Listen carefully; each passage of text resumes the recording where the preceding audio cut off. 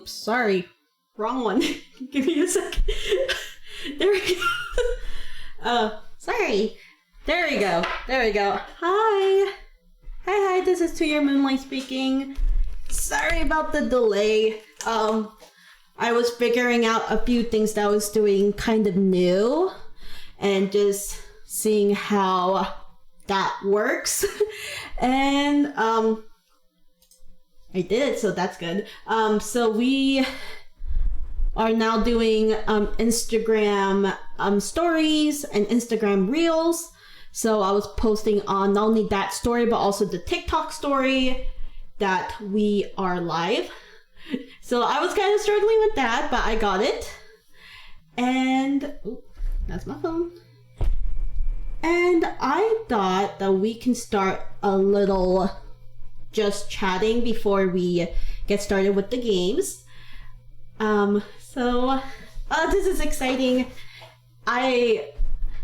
For those that are new, I actually took a week break from streaming because I was out of the city, out of state actually.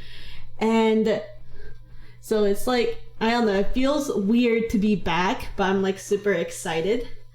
So I had to go on a work meeting because I do professional girly. I do work outside of streaming. So I actually went to New York. It was my fourth time at this point, so it was like there was a few places that I wanted to hit up, but it's like, you know, like it's not like, it doesn't feel like super like new and exciting. It was more like, oh yeah, I need to go and might as well visit a few places while I'm there. So I had plans because I knew about this work meeting for a few months at this point.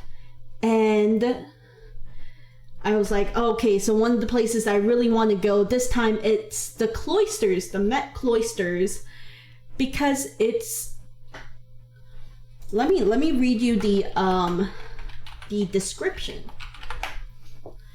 So it focuses on European medieval art and architecture with a focus on Romanesque and Gothic periods. I do love my architecture, my old architectures.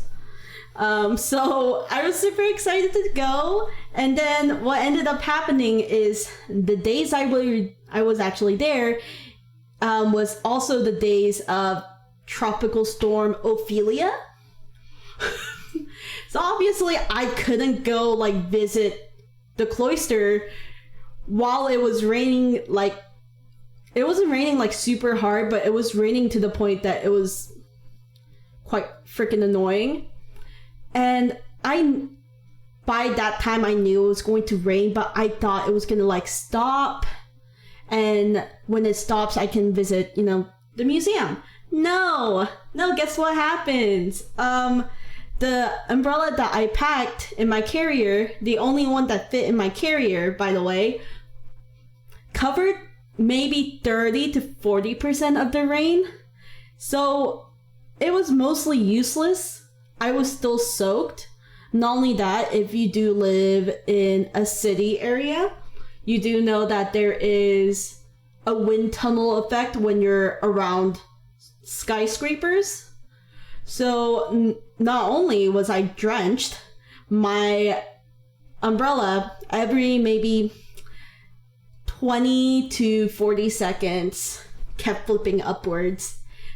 So while that was happening, I got even more soaked. So there was that. I could only go to a few areas that I wanted to go to because I was kind of waiting for everything to stop raining. But no, it did not stop raining and I wanted to cry. So the whole trip there, that was it. The day after, apparently it was a lot better weather-wise. And then it started flooding the day after that. So I don't know if if it would have been even worth it to stay a few extra days at that point, because I would have been flooded anyways. This picture that I took From the second day, I think this like matches my feelings of the weather that time like perfectly. Let me save it. I posted it on my Twitter, but is it saving? Are you saving? Okay, you did save. Am I talking to a JPEG file right now? Yes. If you know me, you know that this is pretty normal. Oh, that's why. You know what, let's do this. Let's do this. We are gonna switch to... We're gonna switch to this so that y'all can see. This is the picture I took. This is what I felt. Yeah, me at NY weather right now because I was going to sightsee some more today. But it's raining. Oh, like I mentioned here, I did go to the Nintendo store that day.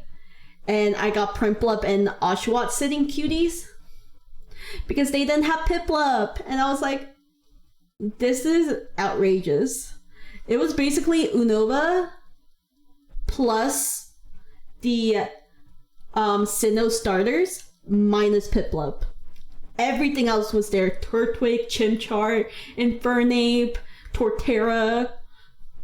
All of them were there except Piplup, and I was so sad. Because if I couldn't get Dratini or Spheal, then I was gonna get a motherfucking Piplup. And it was not there, and I was so pissed off. But yeah, that was my feeling of the whole entire trip. That being said, I still did have fun, but I was kind of disappointed because a lot of the plans that I had was basically foiled. But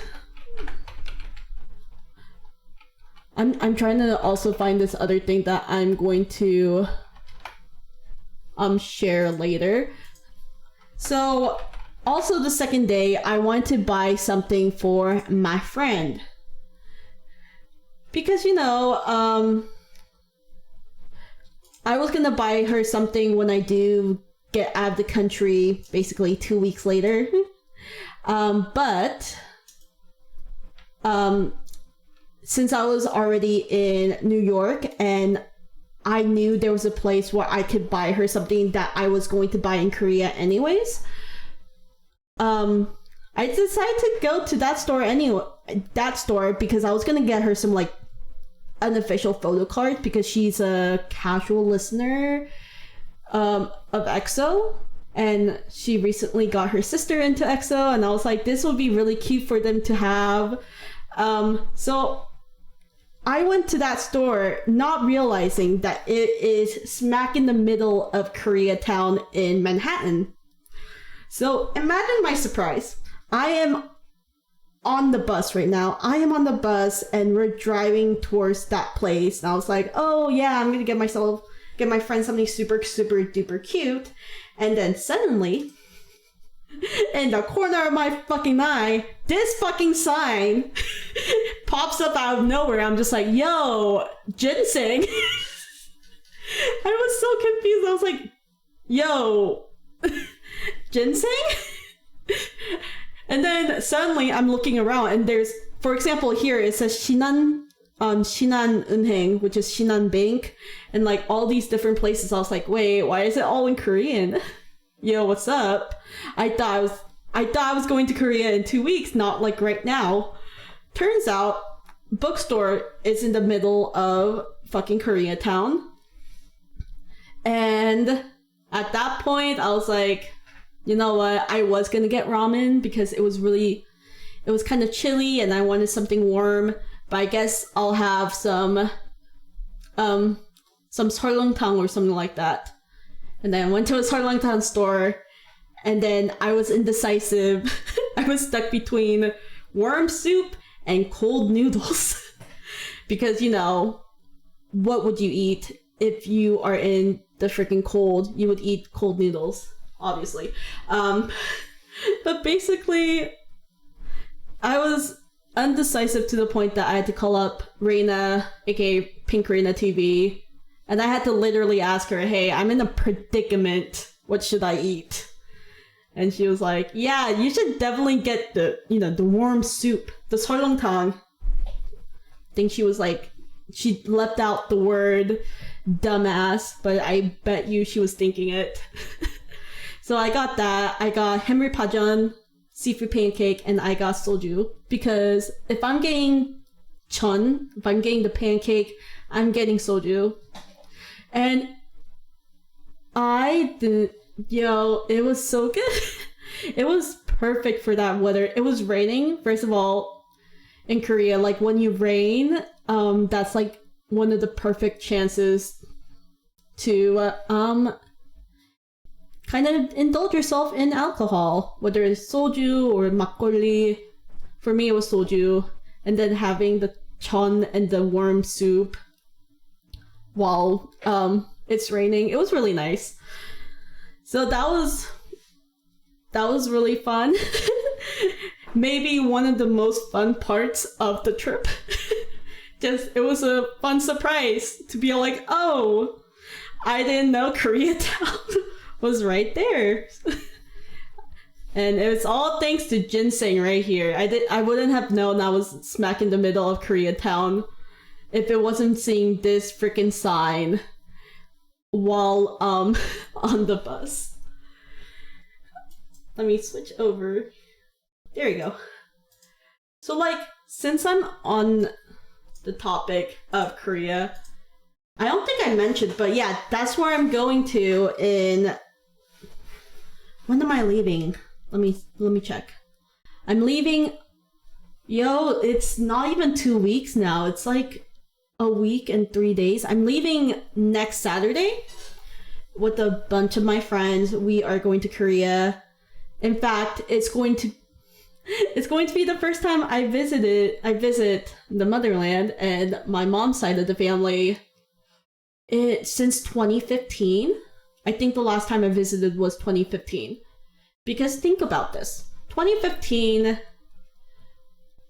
I graduated high school in 2016. So this was the summer break before senior year. And then I have 4 years of being a broke college student, so I can't go anywhere. And then right before I graduated, like two months before I graduated, lockdown for COVID hit. And now, after it's been 8 years, but I finally have the money and time to do so. I am staying for 4 weeks. Most of my friends are staying for 1 week and then going to another country for another week. And I have a mutual friend that's staying with me for 2 weeks. So the rest of the time, I did this on purpose because, again, I haven't seen family in 2 weeks. So since 2 weeks, for 8 years. So I want to spend the last 2 weeks with them. So that was the plan. Again, I'm super excited. Main plans for Korea. I'm getting a tattoo. I am so excited. This is gonna be my first tattoo ever on my body. I did mention on Twitter that I wanted to get a pixel art tattoo. That's gonna be later on in the future when I visit California. But for Korea, my plan is to get a Noriget tattoo. Oh my goodness, why? I shouldn't have switched over like scenes if I'm gonna do this anyways. So give me a second. We're switching this over. Okay, so Noriget tattoos kind of look like this. Like there's variety. There's different varieties, you know. But basically it's a traditional accessory, mostly by women. It hooks in this loop in your... Oh, thank you for the follow. Welcome. Thank you, Spoofy. I can't read. I am so sorry. Spoofy Ari. can't read. So sorry. Anyways, like, it's like an accessory. There's a loop for like, it's not even a belt. It's like a fabric thingy for your chima, for your hanbok, and you would kind of hook it on there. It's kind of like Korea's belt chain. That's the little pant chains. That's kind of what I would describe it as. Thank you. So, my culture, lovely. But also, I want to get a flower. Either it's going to be kind of like this, where it's like inside like either a little square or like, I don't know. Some of them are little circles, and that, or I'm trying to see if there is an example on Google. I don't see an or minus the bunny. I wanted something that's like outside of the norige. The flower I'm gonna use is actually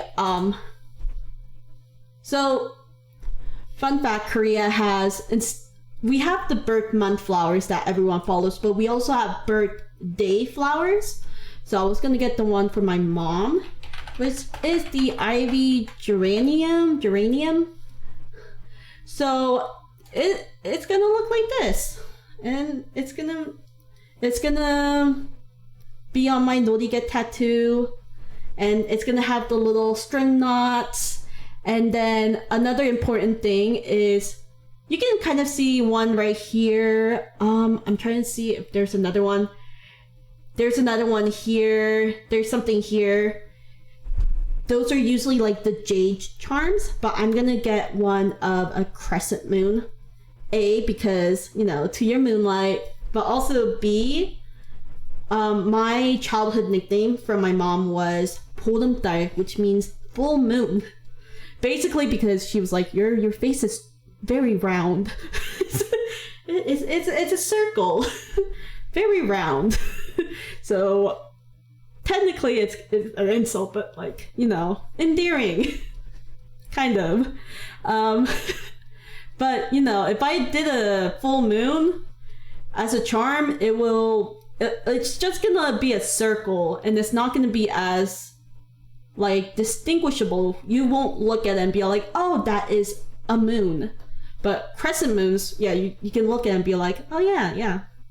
Also, another thing, my mom's favorite moon cycle is when it's like the crescent moons. And in fact, like, it's the crescent moons where it's like super thin. Like, we call it 손톱달, which means fingertip, fingernail moon, because it's that little sliver kind of looks like fingernails. Saying it like that kind of sounds gross, but that's what we call it. So it will be an homage to her. I did want my first tattoo to be meaningful, and being in a family where my mom is the one that's mainly been the breadwinner and like the support of the family, wanted to get something to commemorate her. I was also thinking of getting like 3 flowers instead. One for my mom, one for my stepdad, and one for my and for my mom's side, her little sister, because those are like the 3 most important people in my life. But they are 3 distinctive flowers. They would not have meshed together, so I picked number one, which is my mom. I could have gotten my own one, but it's a tulip also, and personally, like, tulips are fine, but I didn't want to get a tulip on my skin, so so it worked out really well. I still want like different flower tattoos, but this is the one we're gonna start with. So that's one thing we're doing in Korea. Another thing is I'm getting a haircut. I haven't gotten my hair dyed since maybe like 9th or 10th grade. So it's been, and that's like 2013, 2014. So it's been like 9 to 10 years since I gotten like my hair bleached in order for there to be a different color. Dark hair, cons, I guess. So I'm doing that for the first time in a while. I want to get a peekaboo hairstyle. In fact, let me show you the hair that I am looking at. He's not even my bias, but as soon as I saw that hair, that is the coverage that I want for my peekaboo hair. I wanted that length, and I kind of wanted that color too. I look better in like cool hair colors anyways.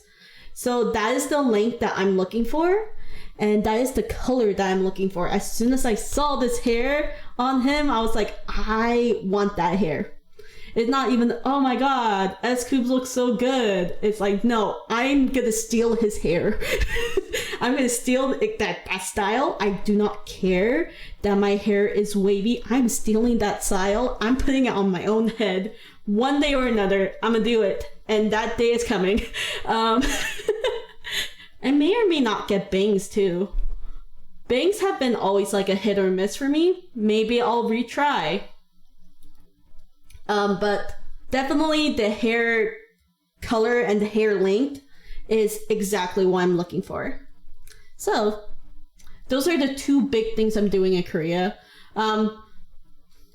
Also, fun fact, if you guys, again, I keep bringing Reina up.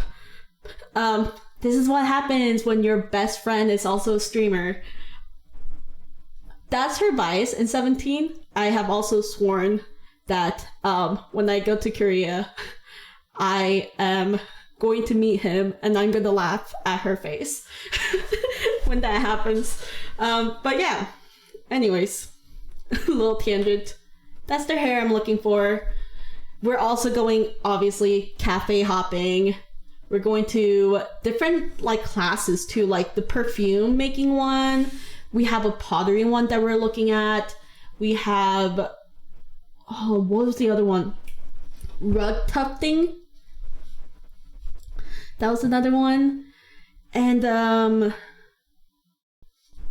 also animal cafes as well. There is this one cafe in Korea where, let me change this. There's a cafe in Korea where they basically have shelter cats that you can adopt, and there's a bunch of them, and it's not even like a cafe from what I've heard. It's like an open space area, and you can order like drinks and stuff. But that's also a place we're going. Very excited. I love cats. I'm trying to think what we have a whole list that we're going to, and honestly 90% of it's food. 90% of it's food, 70% of it is just cafes. Obviously we're like, oh, we do need to go to the Hanok village, we need to go to the palaces, we need to go to some temples and all of that, but 90% of the places that we chose are like food based, and honestly I'm not surprised.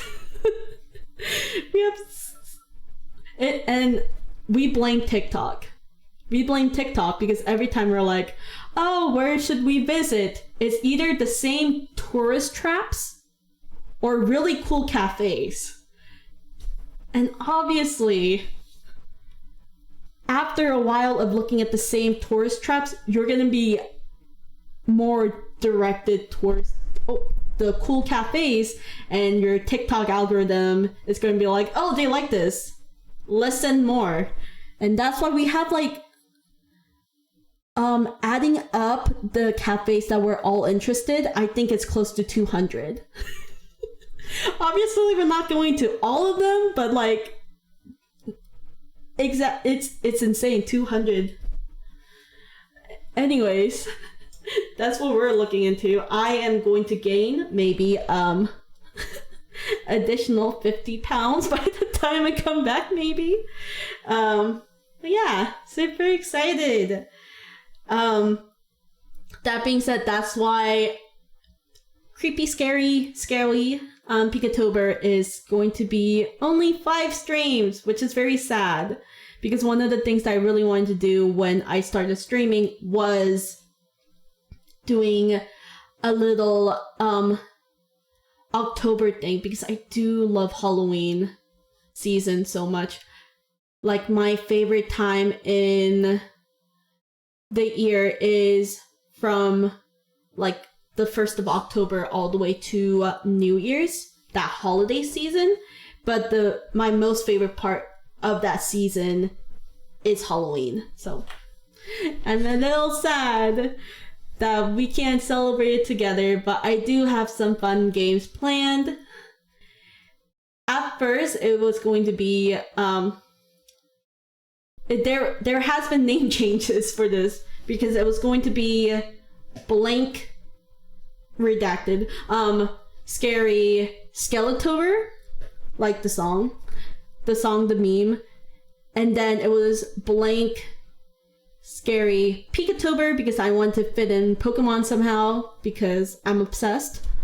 And then the whole the Twitter not news, but like informative information stuff happened with the redacted word, and I was like, I am not using that word if that is what it means. I'm gonna change the name to Creepy Scary Pikatober. Yeah, because it's not me being like, oh, performative activism holier than thou sort of thing. It was more of, if I put myself in other people's shoes, and if I was in the population where that word affects the most, I would like it to, at the very least, be the use of that word be decreased, gradually or exponentially decreased. And because of that, I was like, yeah, I'm gonna take that word out of my vocabulary, which is gonna be hard because I use that word quite a bit, but I'm gonna take it out as much as I can, which is why we changed it to Creepy Scary Pikatober.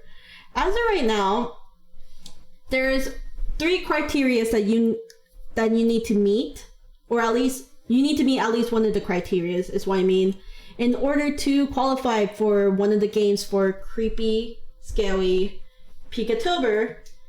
One being that it's a horror game. One being there's monsters of some sorts, and then the third being like it's at least fall themed. So the game we're gonna play today, Monster Prom, is definitely in the second category. There's monsters. It's not really a horror game, but there's monsters. And I thought it'd be a good start. And then Friday we're playing The Binding of Isaac. And then next week I do want to fit in a horror game, whether it's psychological horror or something. I do also want to fit in Cult of the Lamb sometime next week too. I'm looking into maybe buying Dredge, because like it's something that I've been wanting to buy for a while, and it really does fit with Creepy Scary Pikatober. Another game that does fit is Subnautica, because it if you've seen gameplays of Subnautica, that shit's a horror game. And I don't know, like Viscera Cleanup is on the list. Demonologist is on the list. I'm looking at all the different games that I have right now. Like, those are on the list. I am looking into super horror games too.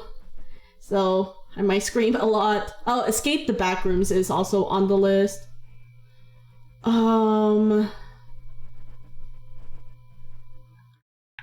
What might also be on the list? Very classic. Ao Oni. Mostly because I have forgotten how to play the freaking game. It's been like lots of years since I've even touched Ao Oni. So that would be fun to play on stream. I can't play Misao or Mad Father just because I have played it recently. So it's not gonna be super fun to stream. It's not gonna be fun to watch either. Same with Ib. I played it recently, so I can't do that. Corpse Party is too gory for me. I can't. Too much body horror is not for me. So we can't do that one. But like there's a big list of games that I'm looking into for the last 3 streams. Maybe I'll add an extra stream before I leave for Korea. But that is the plan.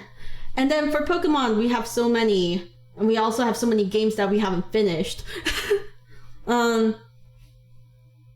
We are gonna finish Infinite Fusion on Sunday, which is gonna be easy. We have like one more gym leader and then the Cerulean Cave, and then that's it.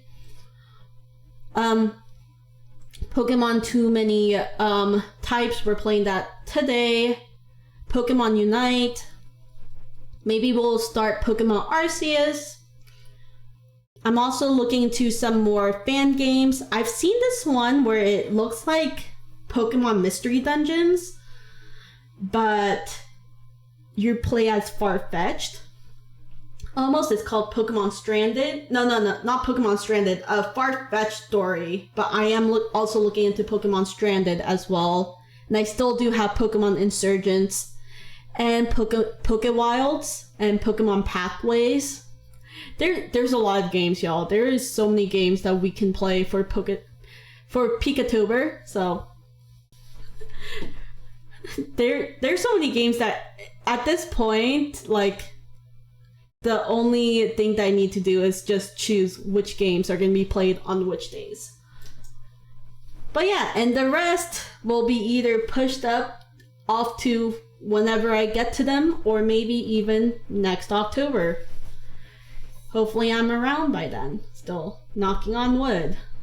Think I am, because I really do enjoy streaming, but again, knocking on wood, I've been seeing so many graduations at this point that I'm just like, you know.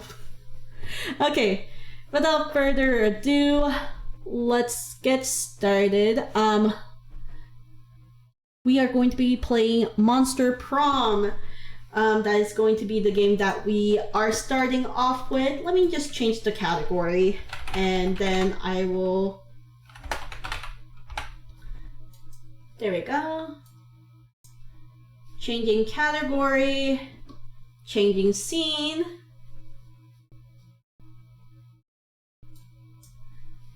I also do have the second one. I don't think I have the third one yet. Oh yeah, let me make sure that y'all can listen to the music. Give me a second. I need to update the game sound. Let me know if you can hear. Let me know if the music is a little too loud. Hopefully it's not too loud. And let's get started. Oh my goodness. Give me a second. There you go. Monster Prom was like, hey, you wanna check out our new shit? No, thank you. In fact, give me a second. For my ears, it's a little too loud. So I'm gonna just decrease it on my side. It shouldn't decrease it for y'all. From what I know, yeah, it should be the same volume for y'all, so it shouldn't change anything for y'all. It was just a little too loud for me. Oh, this is second term. Oh, wait, hold up. What?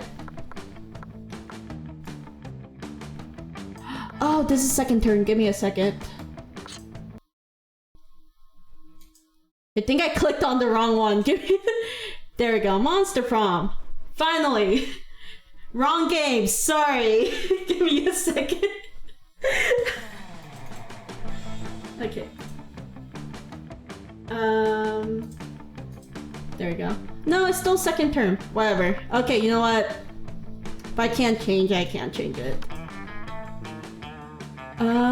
Awesome voice effects. We're playing one player. Oh yeah, that was the DLC. That's why it's different. Okay. You know what? We're going with the DLC version, yo. And let's go. I'm looking at the time that I've spent right now. Yeah, we can do full game. Spooky high school, the sweetest years of our lives. Back when we were young and unafraid, sometimes reckless, sometimes brilliant, sometimes just stupid, but always willing to live life to the fullest. We were on a wild journey to discover who we really are. Oh, my person is blocking half of that. Give me a second. I knew that could happen, so we're gonna switch over to this version of the game. There we go. Okay, so give me a second. Okay. Ooh. I usually play blue. We'll go with day. Yay! Because I am she-they. Fun fact, I am she-they. Usually I don't have the choice to do they. I only have she or he. So if I have the choice, let me use it, you know? And we have yet to experience its ultimate challenge, the Monster Prom. I remember it clearly. 6 weeks were left, and as we fantasized about our dream prom dates, we were all scrambling to catch the attention of one of our 8 most charismatic classmates. Scott Howell, 21. I forgot that this was Aaron from Game Grumps. As soon as I heard the laughter, I was like, oh shit. I remember. A werewolf athlete who compensated for his rather small brain with a stupidly huge heart. Miranda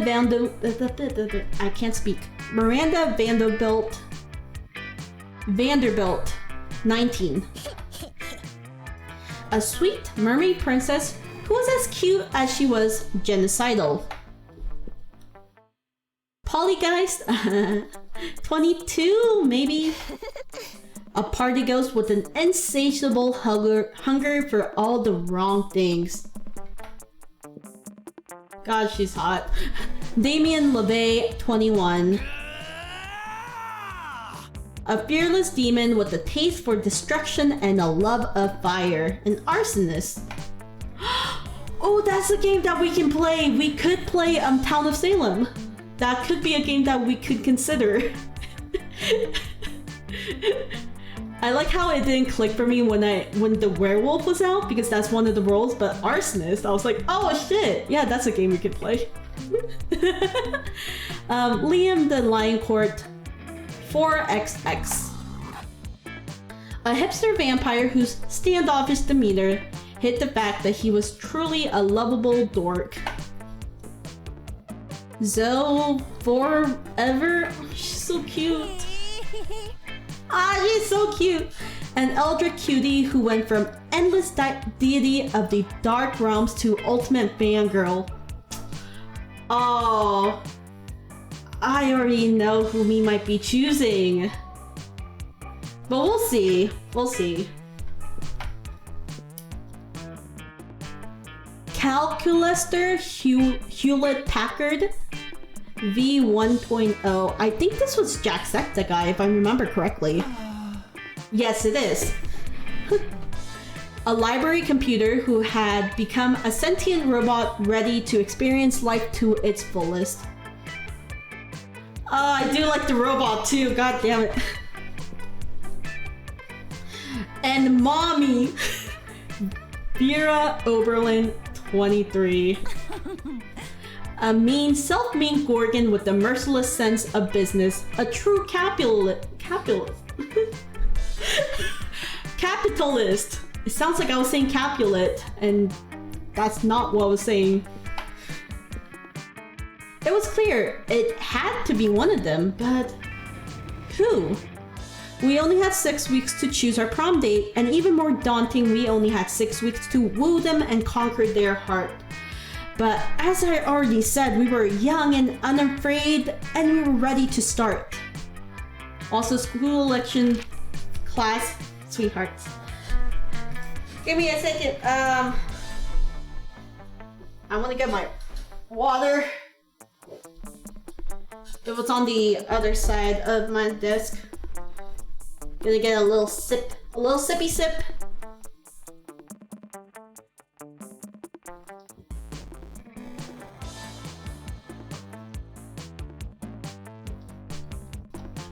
I've been using this new water bottle that I got from an amusement park because A, it holds more water, and B, what I thought was it was gonna be easier to drink, but the water comes out so slowly. I forgot how slow the water comes out of this freaking thing because the hole is so small.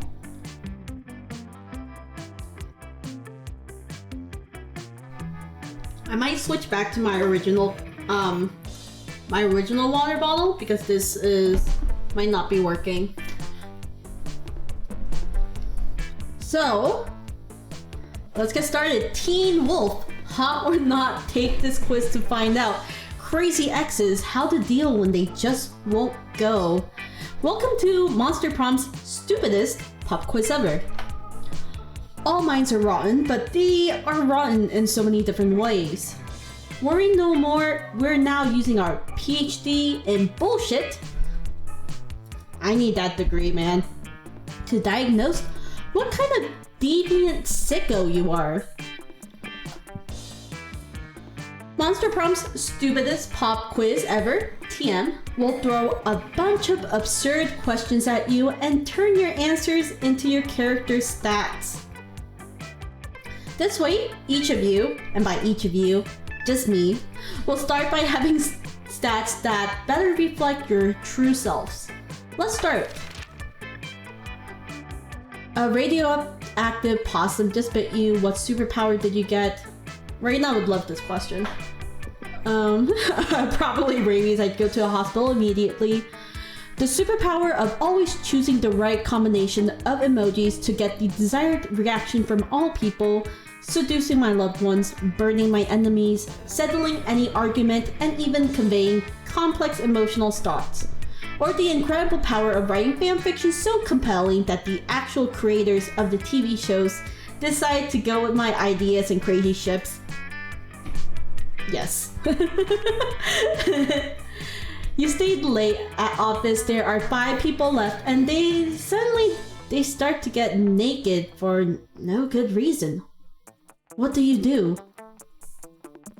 Engage in casual conversation. You can finally overcome your social awkwardness by imagining all of them naked. Propose to play the not so well-known version of all-time favorite Sexy Cluedo. And be nice and bring them a snack. And by that you mean getting naked too, because you're a snack.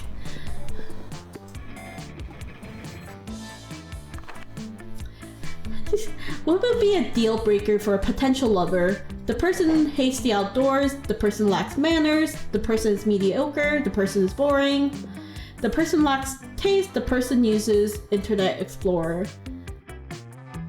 I would say boring. If they're boring, then that's just not for me, you know?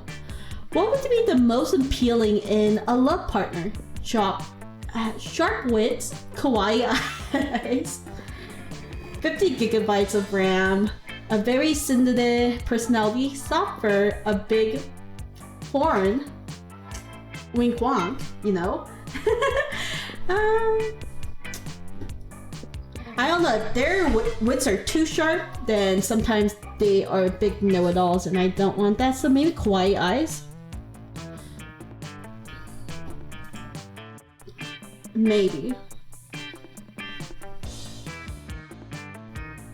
We'll see who we get, or if we even get anyone. We might be freaking losers. Let's go. Oh, let's go. Oh, so my boldness is very low. So let's go here. That day you skip class and just hang out in the bathrooms because you respect no authority. I guess some people just want to watch the world burn.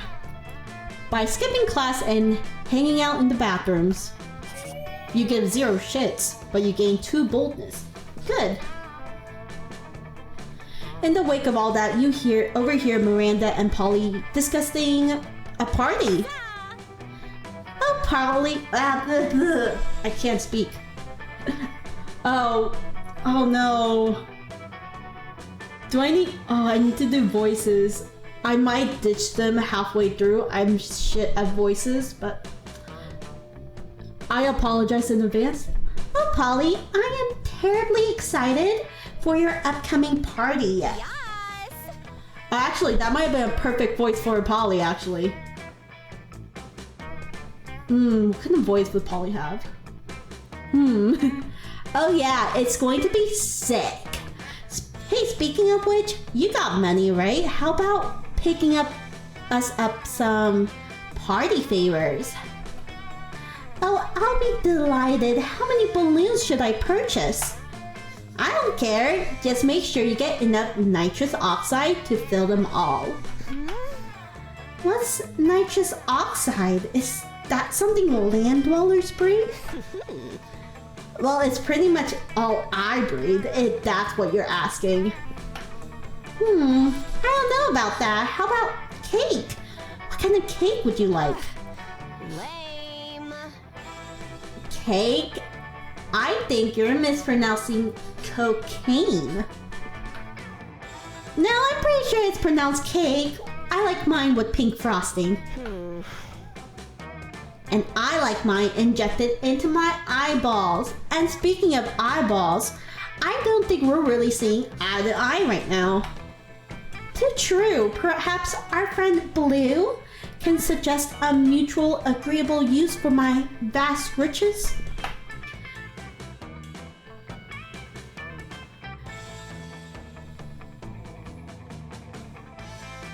Oh, I'm trying to think. I'm trying to think. First of all, do we want Miranda or Polly? I think this will be the thing that chooses for us. Okay, so we have, you should get Polly a piñata. You don't want anyone to get hurt though, so the only really safe thing to fill it is with nice soft bags of cocaine. And Miranda, you like clowns, right? I know this site that lets you hire clowns, firefighters, doctors, and tuxedo guys. It's called definitely.notstrippers.com and it's 100% legit. I think I'm gonna go with this because they did mention cocaine. How majestic. Oh, I absolutely adore piñatas. But I have always feared them since a jeweled goblet fell out of the papier-mâché llama at my 13th birthday party and killed the Prince of Lemuria. Plus, piñatas are so hard to get since the Great Piñata Massacre. But cocaine is an excellent, harmless alternative to jeweled goblets and so much cheaper. What the fuck? I'll have my man order a pile of it immediately. It's party time. Fuck yeah, party! Oh, yes. So we're gonna go for Polly, I guess. Out of these two, at the very least, due to the global piñata shortage, you just end up with a big pile of cocaine. Oh darn, you gain 2 fun and 1 boldness. Nice. It's noon. Let's go. Okay. I do want to talk, I don't know, because I want to talk to Polly. I also want to talk to Computer. But I also really want to talk to Fangirl. We're gonna go here. You sit with Zoe and Damien. Damien seemed angry, but in a low energy way, which was weird, very weird for him. You feel the urge to check. Don't talk to me, fuck mice. I have a cold and I feel like shit. And I just want to drink my soup and murder someone. What's that adorable little cup you're drinking from? Kind of... I don't know what voice that was, but okay, we're going with that. What? This cup is not adorable. It's a trophy that I took from a super buff dude after I killed him. But it said #1 son of all hell on it. Yeah, well, maybe the buff dude was the number one son of all hell before I killed him and took his soup mug. Shut up, don't look at me. Okay. Well, if you have no sentimental attachment to it, I guess you can sell it to me for 10,000 money? Yeah, right, like you have... Wait, that's not the voice. Yeah, right, like you have that much money. Dude, I was an eldritch deity devouring souls for centuries. You think I never took their swag along the way? Give me the cup. No, it's my #1 son of all hell mug, and you can't have it. Get away from it with your tentacles in your mouth and your invasive questions. What? Why? Why should I get away? Why? They could go on like this all lunch, but maybe if you jump in, you can curry favor with one of them. So, leave Damien alone, Zoe. He can't sell or give this cup away because he's under a terrible curse. That means he must keep it in his possession. It has nothing to do with paternal love. Psst, Zoe, watch this. Of course, this cup couldn't belong to Damien. He's the number 8 son of all hell at best. We're going with that. Ooh, I'm picking up what you're putting down, Blue. Yeah, I guess you're right. Damien is a pretty lousy demon son. What? No, I'm not. No, I heard that you were. I heard that your dads don't even like you. No, that is a lie. My dads love me. My dads love me so fucking much. My dads love me so much that they had dwarven slaves in the 6th circle of hell forge me this #1 son of all hell cup. And they gave it to me because they think I'm the #1 son of all hell and I'll treasure it forever. Gah! Oh man, it would have driven me absolutely insane not to know whether that was his cup or not. Oh, I love when we get to see a glimpse into Damien's soft side. And hopefully, you'll get a glimpse of Zoe's soft side on prom night. Ew, no, wait, that sounded so skeezy, I take it back. Pretend I said something nice about our favorite Eldritch cutie pie instead. Prom!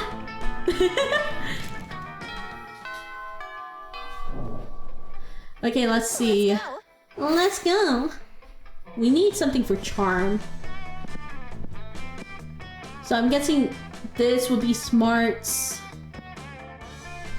Auditorium, I think it's creativity? Oh, this might be smarts. Oh! I think this might be fun.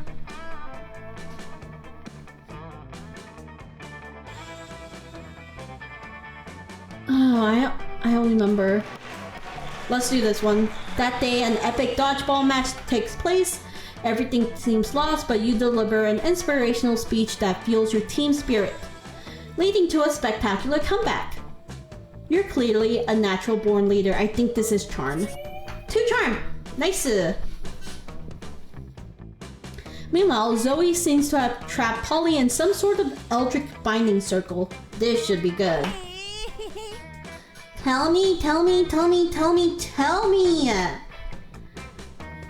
Girl, where is your chill? I already told you like a million times how I died. Yeah, but each time you told me something different. Tried to fuck a toaster, suffocated by good booty, gun salad.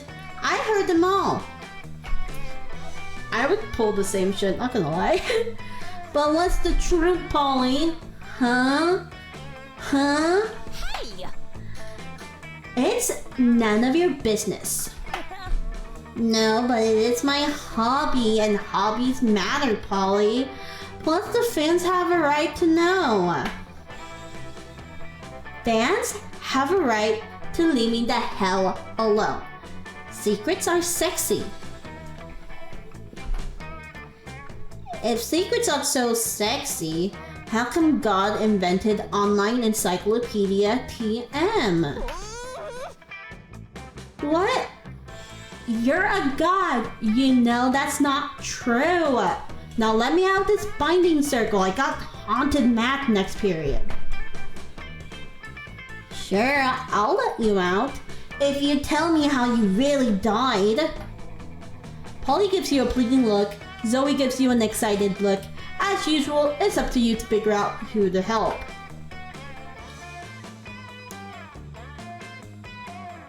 So Polly's right, secrets are sexy, and I'll prove it with my new espionage AU spooky highly classified. And Zoe deserves to know the truth, and if you tell it to her, Polly, I'll give you a huge bag of cocaine. I want the cocaine joke to keep going. Lame. Oh, I don't have money. Oh, come on. You think this is the first time someone's offered me a mountain of cocaine in exchange for secrets? Give me a taste. Let me know if you're legit. You got no choice. You open your bag of cocaine. It's crickets. It's just a bag of crickets you painted white. That's not her voice, but oh, let's keep going. Why did you think this would fool me? I do drugs all the time. Crickets are everywhere. This is unacceptable. Using her reality bending powers, Zoe takes over the minds of the crickets and transforms them into a shambling humanoid cricket pile.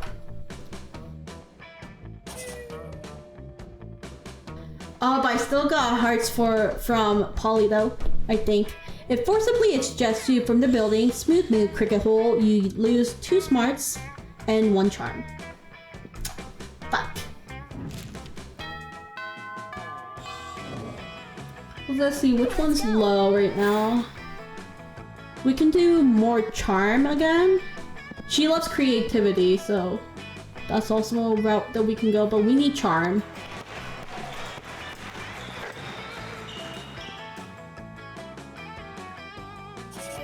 To charm. Looking for a distraction, you spot Scott proudly flexing while Zoe sits before him, frowning in her little notebook. You figure she's trying to draw his drip bod, so you offer to give some drawing tips. Drawing? What? I'm not drawing anything. I'm writing a fanfic about Scott's muscle. What? You are? I thought I was just over here flexing for no reason, like usual. Well, I'm trying to write a fanfic, but so far it's going slower than the first 20 issues of Snail Person Literature Club. You glance at Zoe's notebook. It looks like she just copied out Online Encyclopedia TM's list of all the muscles. Ooh, I can help. You know, Coach always says you can't spell muscles without some of the letters from adversity. You should add a bad guy who fights against all my good muscles. What?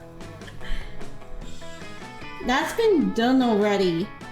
It's like you haven't even read Scott versus muscle-hating Herbert. And that's exactly my problem. Then no one reads your fanfics? Are you for real? What? No. My problem is that I need to put an original spin on this fic. But my brain's more blank than the minds of those cultists whose dots I used to devour. Well, have you thought about adding a bad guy who fights against all my good muscles? This conversation is clearly going nowhere without your help. Quick, fix Zoe's fic. Luckily, we have creativity. Scott's right, the story needs an antagonist, and everyone knows that the true natural enemy of muscles is the leaf scale gulper shark. And many muscle stories have been told, but how many have been told from the perspective of the muscles? OMG! From the perspective of the muscles? Did someone say muscles? This is more revolutionary than my spooky high treason French Revolution AU.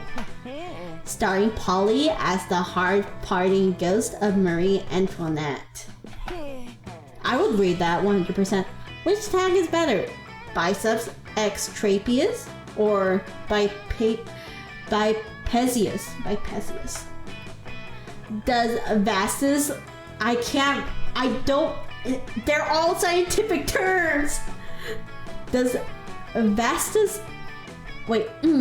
Does vastus lateralis versus, ex vastus medialis count as self-sus? OMG, I can even merge this with my spooky ICU Grey's Anatomy mashup AU. I repeat, did someone say muscles? Zoe is too excited to reply. She's already busy writing the story of the idealistic young pectoralis major who falls for a world-weary gluteus maximus. You gain +2 fun and +1 charm. Nice. Let's go.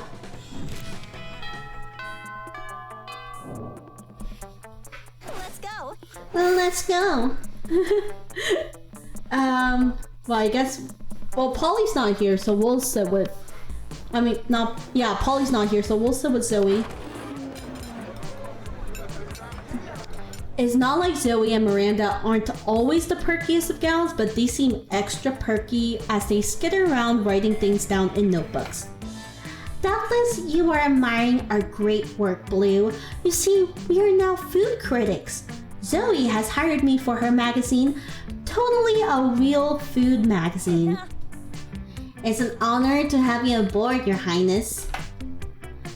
Zoe holds up a bunch of papers stapled together with doodles and crayons that seem to be eldritch runes with some sparkly scratches sniff stickers stuck on top. If you're quiet and subservient, you may watch us in our quest to be the best food critics ever. I was a little hesitant about founding this very legitimate magazine since I'm new to eating things other than mind and souls. And I usually have my eating serfs eat for me, but then Zoe and I realized we were the absolute best food critics according to our test audience, which was comprised of Miranda's food serfs. Now watch us create culinary criticism magic. First off, macaroni and cheese. This food item contains both macaroni and cheese, and therefore deserves 5 stars for this accurate description. Next, couscous with vegetables. I never tried it, and the pieces seem way too small to even register in my many mouths. I won't try either, but the name sounds very, very fancy, so 5 stars. Here is this microwave. You can't eat microwaves. What? Ah, yes. Yes. This is a very shiny and very cubic shaped, which are both good qualities for our food. 5 stars. Here are some French fries. They don't seem to be particularly French, but they don't particularly seem un-French either. Oh dear, how will we ever determine their Frenchosity. Psh, easy. That's your specialty. What? How's that special? Okay. Zoe, you should give the French fries a French kiss worthy of the most epic of Frenchifications to check how good they are at French kissing. Therefore, calculate their Frenchosity. And Miranda, obviously you're the most qualified to determine this. The only way to establish Frenchosity is to actually go to France. Just send an eating serp over to check it out. Obviously we're going for Zoe as of right now, so let's go with Zoe. Yes! How do you know about my French-themed spooky high AU Le Monsterables? You truly are my #1 fan, aren't you, Blue? If by #1 fan, she means trying to get in her tentacles on prom night, then sure. If you find it to be sufficiently good kissers, my eldritch compatriot, okay, I will join you in this endeavor. It will be good practice for me when my prince comes along, provided I'm not in an enchanted slumber at the time. I really feel like people shouldn't be kissing people in any kind of slumber, but that's a separate issue, so I'm just gonna make out with the fried potato now. She does. That's it, she does. Yes, I found that kiss to be both French and fried. 5 stars. Spoiler alert, you 5 stars. And Blue, maybe you and I can work on other kissing adventures sometimes? Yes! Yes, 100%, yes, please, yes. Thank you. I accept 100%. I 100% accept. God, I'm so gay. Heck yeah, and you do. It's called getting butterfly kisses to honey roasted. Oh. Darn it. I got excited for no reason. It's called giving butterfly kisses to honey roasted butterflies to determine their butterfly factor. Bullshit. 5 stars. I thought we were going to kiss. I thought we were going to smooch pooch. I'm so sad.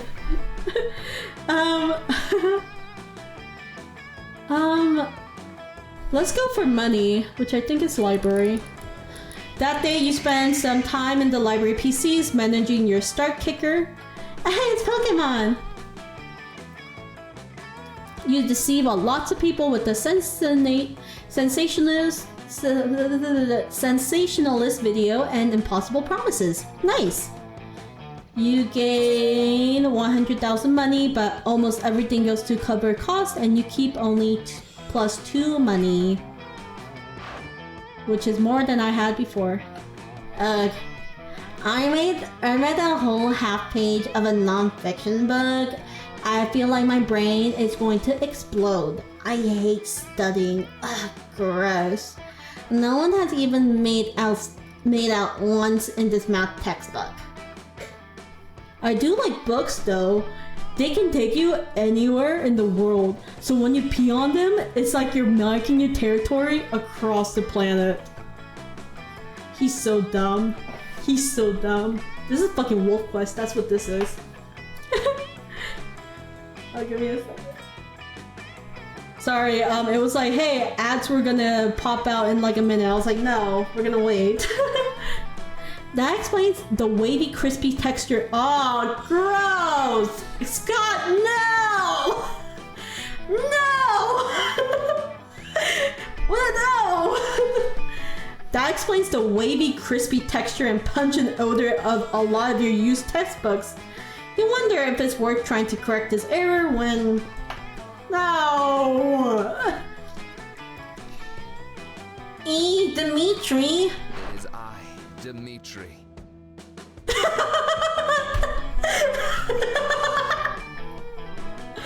I don't even feel like I need to read that. It is I, Dimitri. And may I just add, your abs are looking especially lickable today. Weird. Oh, my voice cracked. What kind of voice should I give him? I'm gonna give him an emo voice. Stereotypical emo voice. that's like monotone. Weird, but okay. Come to the dark side. Oh well, his point to come to the dark side. Endless, endless deity of horror and chaos, deadly and charming beast person. Do join me on the dark side. Oh my god. There's 3 more people. Counterpoint. Do not that. Dimitri, you made a fatal error in this plan. You have approached our classmates in the middle of the library where they're hard at work studying. They'll never listen to your pitch. Oh, yikes. Actually, we're getting super bored with studying, so Dimitri, go ahead and tell us your thing, I guess. Nope. If you let Dimitri woo them to the dark side, how will you woo them to prom? Also, blah blah blah, end of the world, the right thing, whatever. Sure, the dark side sounds cool, but the commute is terrible. Why join the dark side when you can join the mark side? Ooh, these both sound terrible.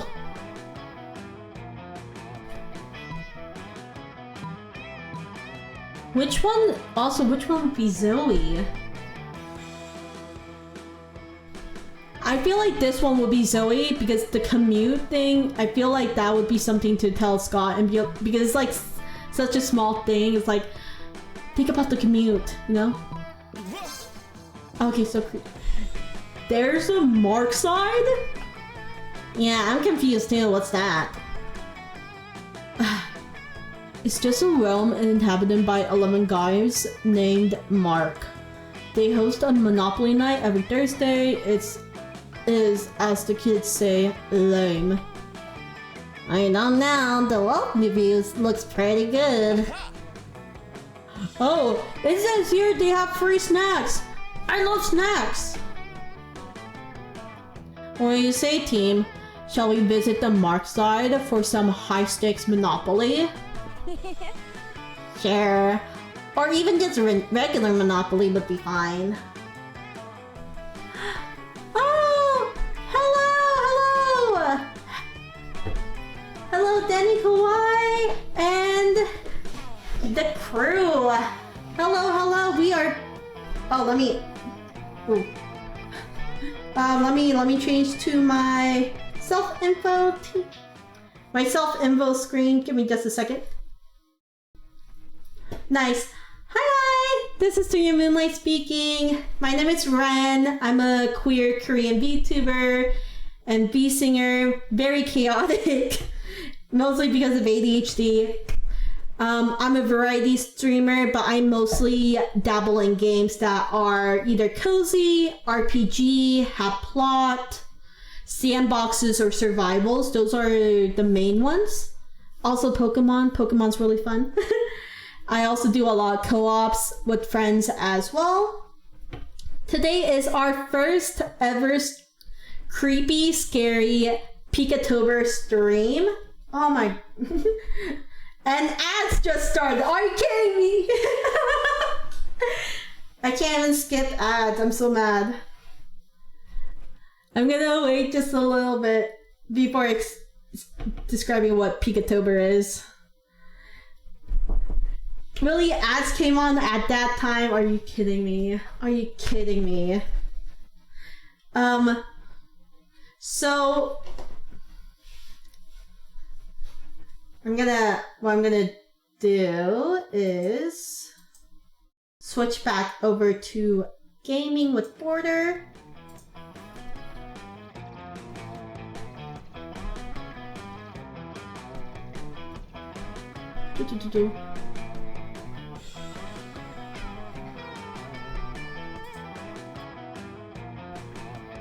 There we go. Also, thank you. I'm sorry, the ad, I was trying to click, no ad break, but, oh, give me a second. There we go. Wrong screen. I was trying to click skip ads, but, it decided, fuck me, I guess. Thank you. model is from Ideal City Designs. They're really cool. And we're wearing some Halloween stuff, so it's even cuter. This is our first stream of Creepy Scary Pikatober.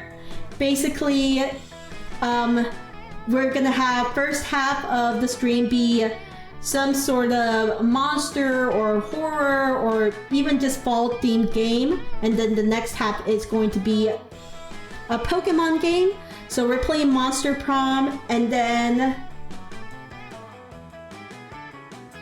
Oh, are you kidding me?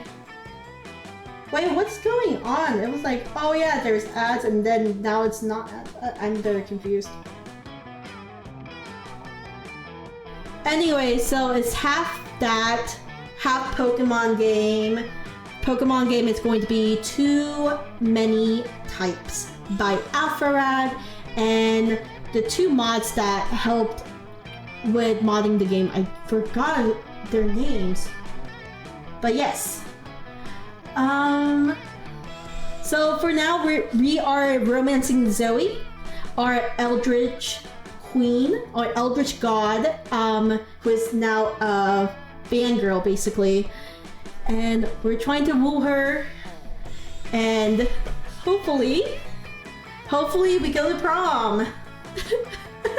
That is the main goal, going to prom with at least one of the 8 monsters. Yay! Okay. Let's get back to the game. Let me get back into the voice. Sure, or even just regular Monopoly would be fine. But wait, you're not named Mark. How will you ever infiltrate the Mark side? That's why God invented fake name tags, baby. Next time you won't be so lucky. Curses, once again, promisely recruits are stolen from my very grasp by the temptations of the Mark side. How many people have escaped from your so-called clutches from 11 guys named Mark? What the fuck?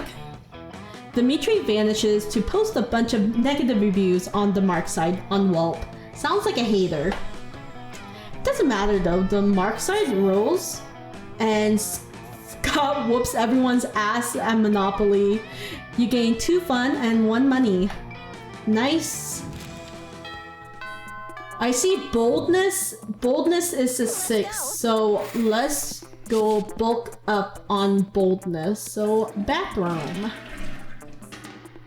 Oh yeah, I keep forgetting. Technically, my character is Frankenstein. It's monster, right? Because of the little bolts. Oh yeah, because Frankenstein's bride also has that little white streak. Okay. A deep voice resonates from the wall and says, well, not bold as fuck, but maybe a little bold. And then you gain +2 boldness. Nice. Oh boy, that's an opinionated wall. Anyways, lucky you. Oh. You were going to help Zoe with her math homework after, but you notice her surrounded by a crowd of sinister cloaked figures. She seemed pissed about it. Guys, stop it. I don't want any dead goats. I'm at school. We must commence the rituals. What the fuck is this voice? I can't go that low. Oh, we understand you perfectly, Lord Discord. I can't go that low. I'm just gonna use my regular voice for them.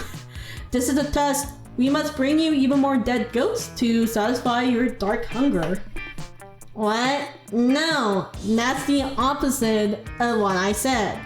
And I don't go by Zagord anymore. I'm Zoe, okay? Z-O-E. Can we take a rain check on that study session, Blue? I can't stand to be around these jerks. Zoe brushes past you on her way out. The cultists stare at you with unconcealed awe. Well, okay, it's concealed by their terrifying masks, but still. All hail Zagord. The voice. Zagord addressed you by name, and you did not go mad with pleasure. It addressed you almost as if you were equal. It passed within inches of your frail mortal frame, and what's more, it mentioned rain.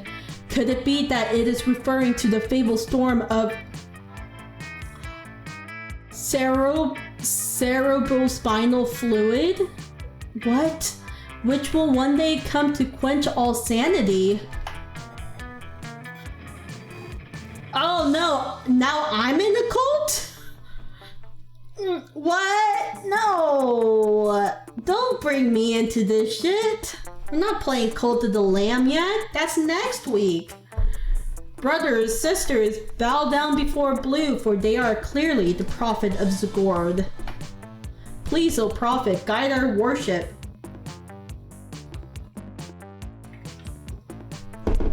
Sorry, I was getting water. For we have noticed of late that our Lord appears dissatisfied with our sacrifices. The blood of many ghosts once pleased the gourd, and yet now we do not understand what has changed. That's pretty obvious. Perhaps, given your special relationship with our incomprehensible master, you can suggest a new sort of sacrifice that would please it. Fuck it, you got nothing better to do. You decide to be a prophet for the day. You tell them that what they should really be sacrificing. It's important to learn from your mistakes, so sacrifice another goat, but right, we're sorry on the side.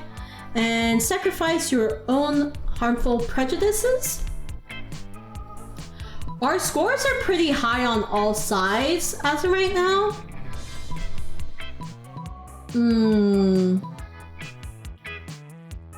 So blessed. Oh, yes! But our harmful prejudices are precious to us.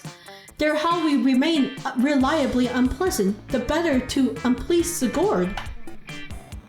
Maybe that's how it was with the gourd, you explained, but Zoe's got an entirely different set of standards that don't involve being a bigot.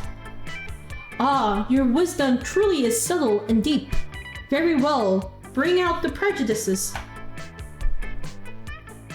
One of the cultists stepped forward with the steel-banded box stained with blood and scorched by fire. You're not sure what's inside, but it smells pretty racist. How does something smell racist? Okay. Now bring out the vat of acid we always carry around. Where are they keeping all this stuff?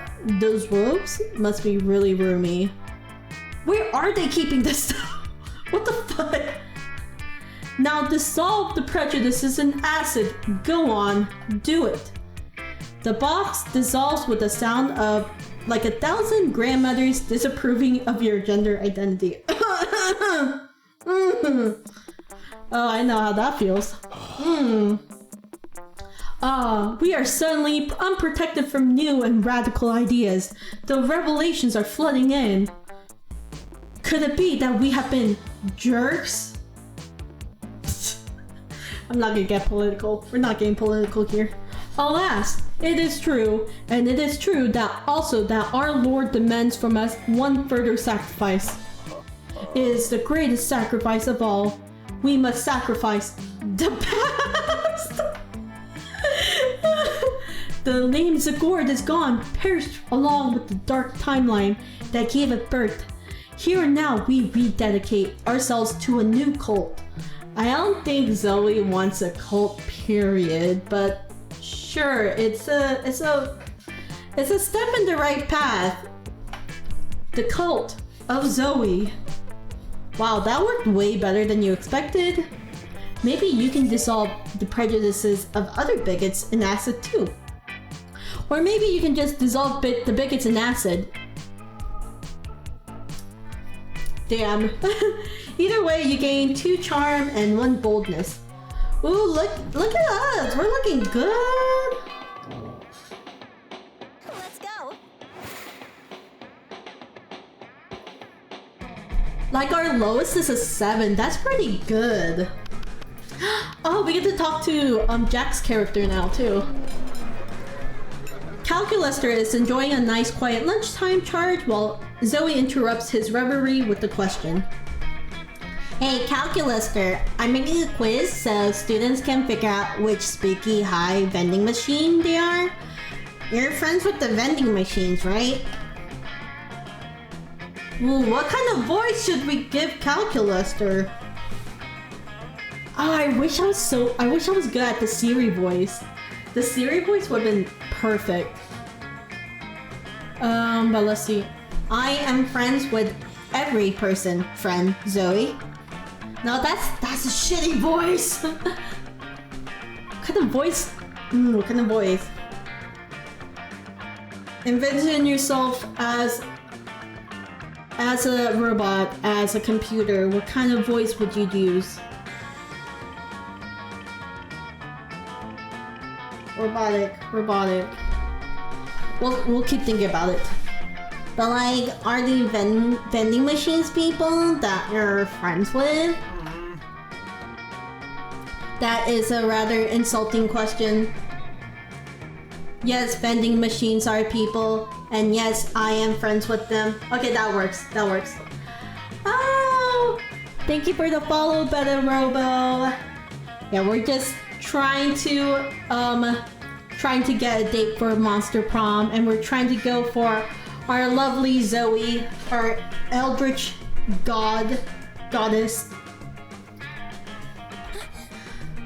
So vending machines have feelings?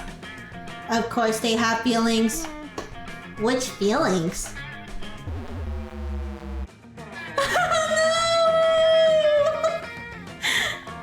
Oh no, it's a frowny face.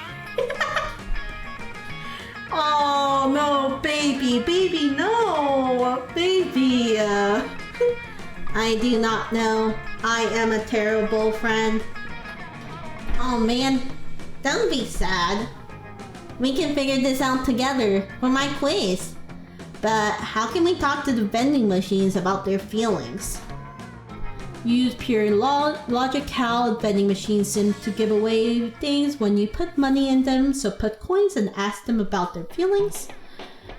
We're still trying to go for Zoe, so we need to click this one, which says just look up their manuals online. I love conducting obsessive online research on all my favorite topics. Don't you, Zoe? Listen, I don't need to be called out by this. Once again, ADHD, hyperfixations, I do that all the fucking time. Don't call me out on this. Don't call me out on this. I just did an obsessive online research yesterday on like pixel art and tutorials and different styles of pixel art, man. Like, don't call me out, man. I'm just trying to play a video game. OMG! Did someone say obsessive online research? It needs to be more nasal. Yes, it was blue. Let's do it! Calculuster, pull up the manuals. Manuals acquired. Opening section 23D. Discerning your vending machine's mood. That's a thing in the manual, apparently. It says here that there is an analog switch on the back of each vending machine that sets its emotional state. Let's go look! Oh, I also noticed her shirt. Oh, I love that. I love her shirt. Huh. It looks like they're all set to crushing despair. Why are they all set to crushing despair? That seems to be the factory default. Should we change it? Best not to tamper with factory defaults. Okay. Hey Blue, as long as we're doing exhaustive online research, wanna go down an online encyclopedia trademark hole with me? There is not a hole you wouldn't go down with, Zoe. You start at vending machine emotional states and end up at dark rituals, specifically involving cabbage. Nice. Let's go. I think we're gonna go to the library so we can see what kind of item station though?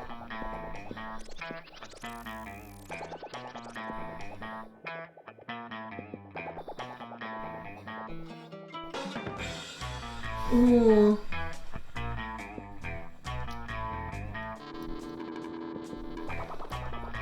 Okay, so this is gonna be for Polly for sure.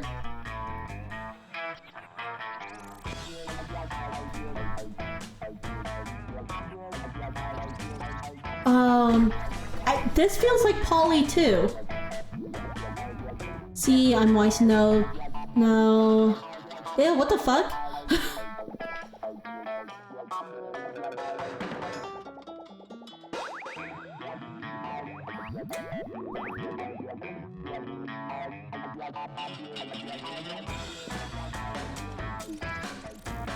This seems like a Damien one. I don't think that's what we want.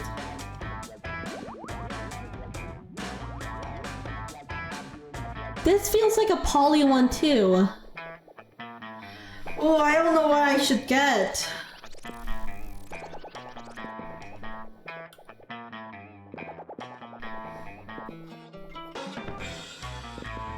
Later, Gator.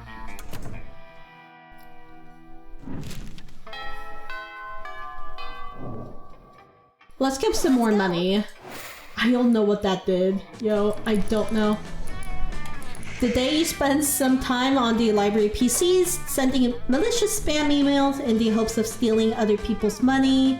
It doesn't sound very nice, but who's really the one to blame if they respond to such a blatant scam? You lose 10 karma, which isn't a stat in the game, so who cares? And you gain 2 money. While doing all that, you've been carrying your newly acquired corpse as if it's a totally normal thing to do, but some people seem to think otherwise. God damn it, it's the 4 wrong people. Oh no, it's the 4 most hateful people in school. Okay, mean capitalist lady voice. Ugh. Why are you carrying a corpse, idiot? What a shameful display of distaste. Yeah, what a noob. Carrying around corpses is for noobs. Ugh, I love corpses. Also, I am super drunk. Okay, the 3 most hateful people in school and Polly. As the school's social elite, we disapprove of this.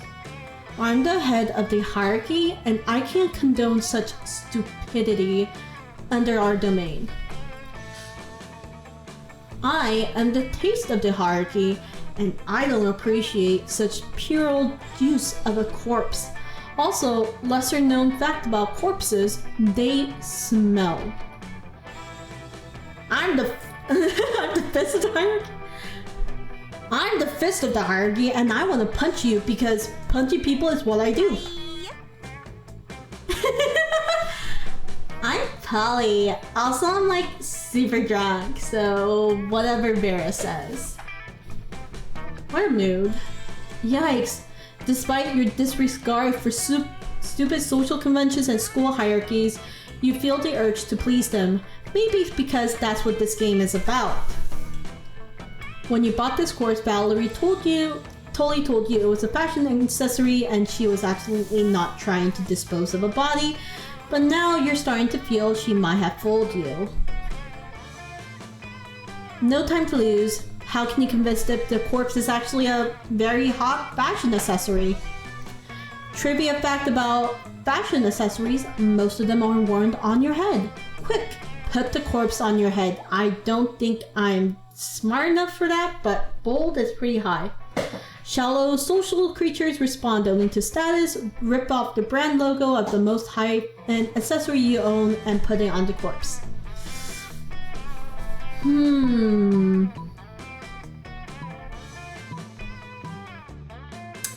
What can we do? Both of these don't feel like they're gonna go well, but also my money's pretty low, so maybe this would be better. So smart! Ah, let's go! Swiftly, you gather the corpse and you place it on your head. Your classmates remain silent, looking at you. The tension is great. You do your best to look serious and fashionable. I see what Blue is trying to tell us is that this corpse is a hot fashion accessory. Yes, indeed. Most fashion accessories are worn on your head. Hat, glasses, earrings, hats. I think it's cool that they're wearing a corpse on their head and they're still like really cool about it. Fuck, I'm like big time drunk. Like tomorrow my hangover will have a hangover. Wait, am I tripping or is Blue wearing a corpse on their head? I mean, I did a bunch of super shrooms earlier, so I might be tripping. You're not tripping, Polly. Well, you are tripping, but also Blue is in fact wearing a corpse on their head. And you know what? They're doing it in such a confident way, I hereby conclude that a corpse counts as a very hot fashion accessory. It would also be a pretty convenient way of disposing the many corpses my ventures might or might not produce. I agree. Confidence is what really counts when deciding if something makes for a good accessory, even if that something is completely not hygienic nor healthy. Still drunk!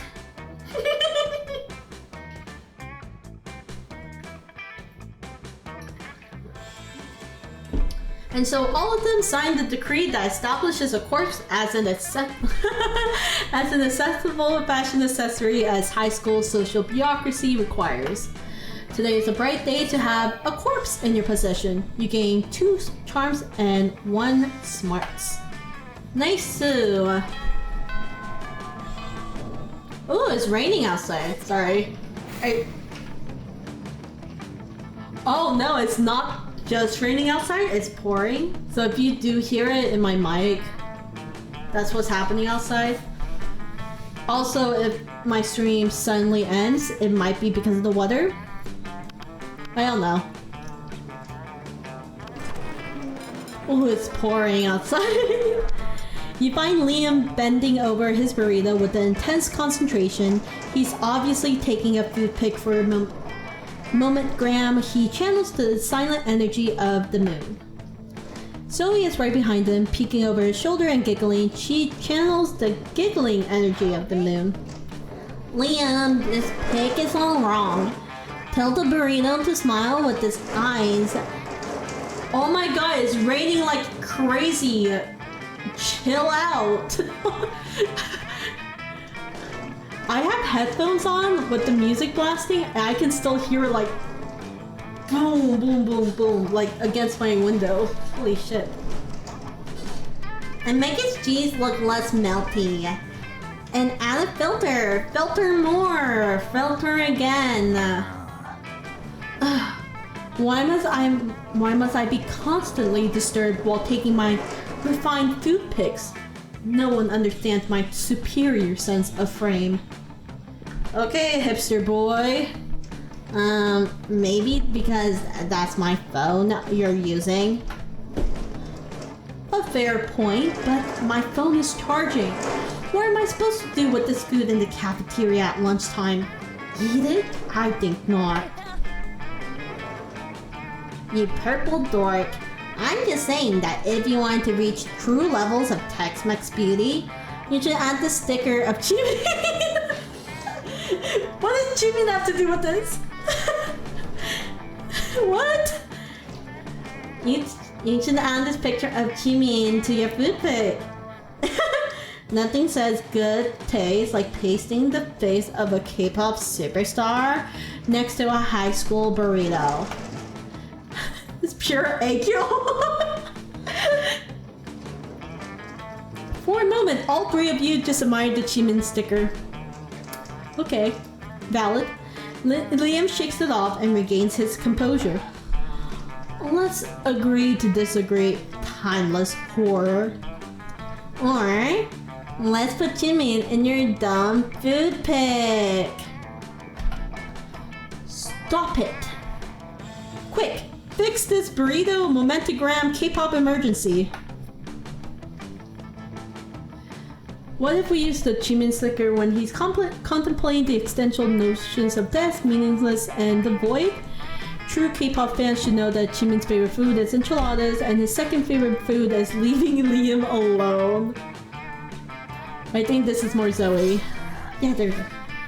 You had me at meaningless. I'll allow this nonsense. Yay, now snap that thing. I must admit, Jimin... What? Jimin has a quiet, powerful pathos to this bean and cheese burrito. This appropriation of mainstream culture is quite satisfying. Zoe's pick goes mega uber super viral, and now the whole world is chimining their burritos. Jeez, the internet is weird, but not as weird as your high school. What? Let's go. Okay. Do we want to go to the library and get money, or do we want to... Let's buy something. Stranger.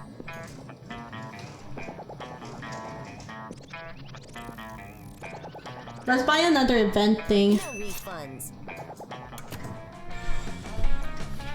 I just want to collect all the event stuff. Try to see what would happen with all of them, you know? I need money though. That day you spend some time in the library PCs mining some bitcoins. This is supposed to have something to do with solving algorithms and the rise of cryptocurrency, but you guess that no one actually has any fucking idea how it really works. Anyways, you get 2 bitcoins, which equals to $2 million, which unfortunately is equal to 2 months $2, so plus 2 money. Rain, Zaddy, chill. Please, I'm trying to stream here. Jesus Christ. After your previous adventures now, corpses are inaccessible. I mean, acceptable. It would be bad if it's an accessible fashion accessory. That would mean people are grave robbing everywhere. You become a well-known trendsetter advocating for your beloved corpses. Life is all fancy and busy. Luckily, you have your sexy secretary to help you with all your new tasks. Hi Scott! Mixed Blue, we have a problem. If you had assumed your sexy secretary had to be female, then shame on you. I was hoping it would be Zoe, actually. It had been leaked that Vogue's next issue will include an article titled 10 Reasons Why Wearing a Corpse as a Fashion Accessory is Not Chic and Probably Also a Crime. I've done some research and found a journalist. It's a bro called Fyodor Fedora. What should we do, boss? As Vogue's rules dictate, the only way to subdue a Vogue journalist is by out-journaling them in a journalism duel to the death.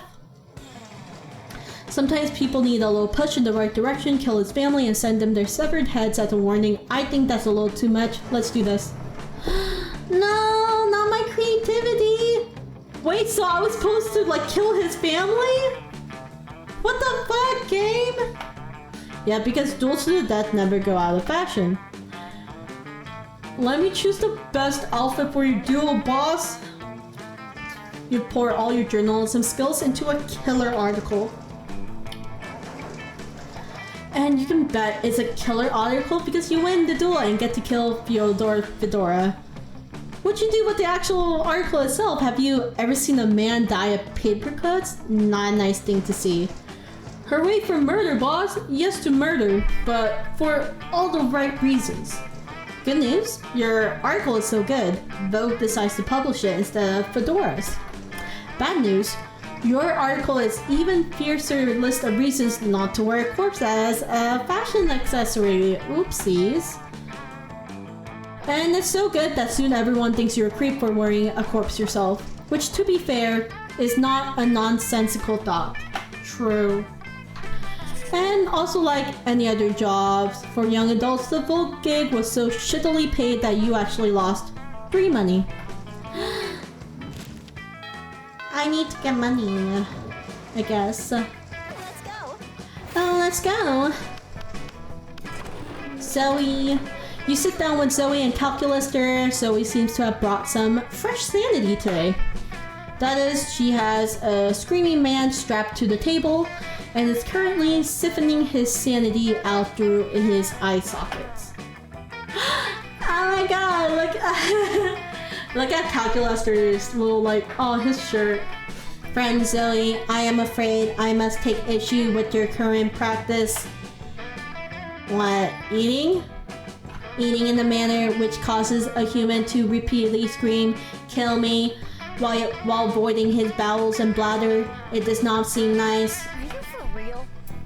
Look, I was born this way, okay? Well, not so much born as ripped from the fabric of reality itself and animated with equal parts raw malice and the concept of despair. But still, don't judge me. I do not have the necessary firmware to judge you, Zoe. I do, however, wish that you would find another way to attain sustenance. You can't stand to see these two at odds. Maybe you can convince Zoe to change her ways, or convince Calculaster that they don't need changing. Obviously, we're gonna click that one, but let's read both options. Zoe, why don't you eat this vegan brownie I brought instead? It's probably way tastier than that guy's sanity. Or, oh come on, Calculaster. Sanity isn't even one of the top 5 worst things Zoe could be devouring from this dude. I don't like what that implies, but sure. Status, skeptical. Please list 5 items worse to devour from this man than his sanity. Oh, that's easy. Deep-fried, deep-seated insecurities is one. Poop is another. The crippling fear of death present in all mortals. B. And what's your worst of all opinions? Are his opinions really that bad? Oh, well, he's a prominent user on Reddit. Understood. Analysis complete. Sanity is an acceptable food substitute compared to several things that are worse. Nice. It's like I always say, when life gives you lemons, compare those lemons to the all-consuming void. The void is way worse than a couple of lemons. You couldn't agree more. Mostly because you're still interested in smooching Zoe, but still. Hell yeah, I am. Let's go. Oh, let's go.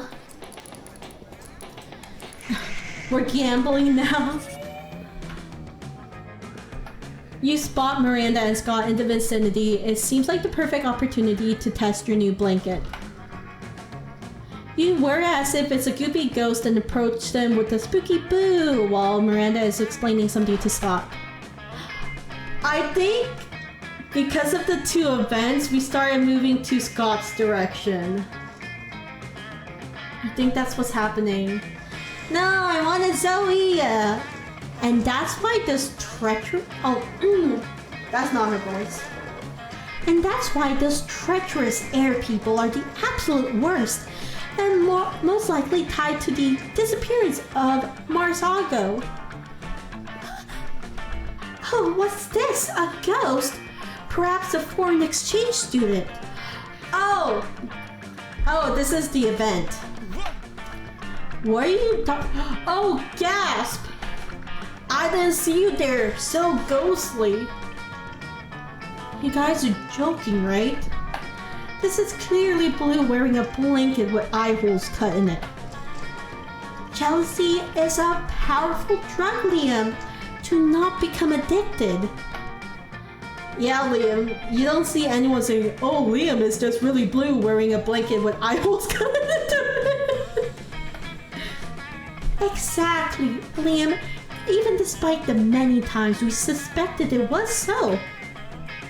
What? Oh, sorry, little ghost. We were ignoring you. That's true. Tell us, do you have any cool ghost powers? Oh yes, diverge. Diverge. Divulge. Divulge. I can't speak. I can't speak today.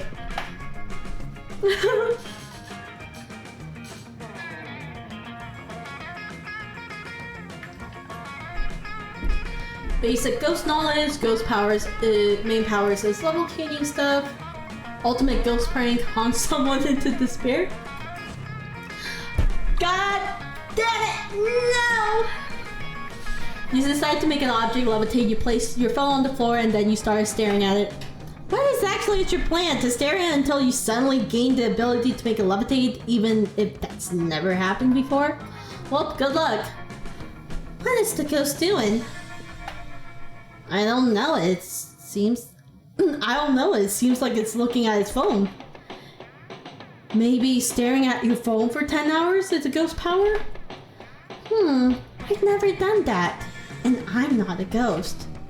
Me neither, me neither. So logic says that if you can do that, then you're a ghost. They're so dumb. They're so dumb. No. Logic doesn't work like that, and please refrain from thinking for the sake of monster kind. I'm not sure, Liam.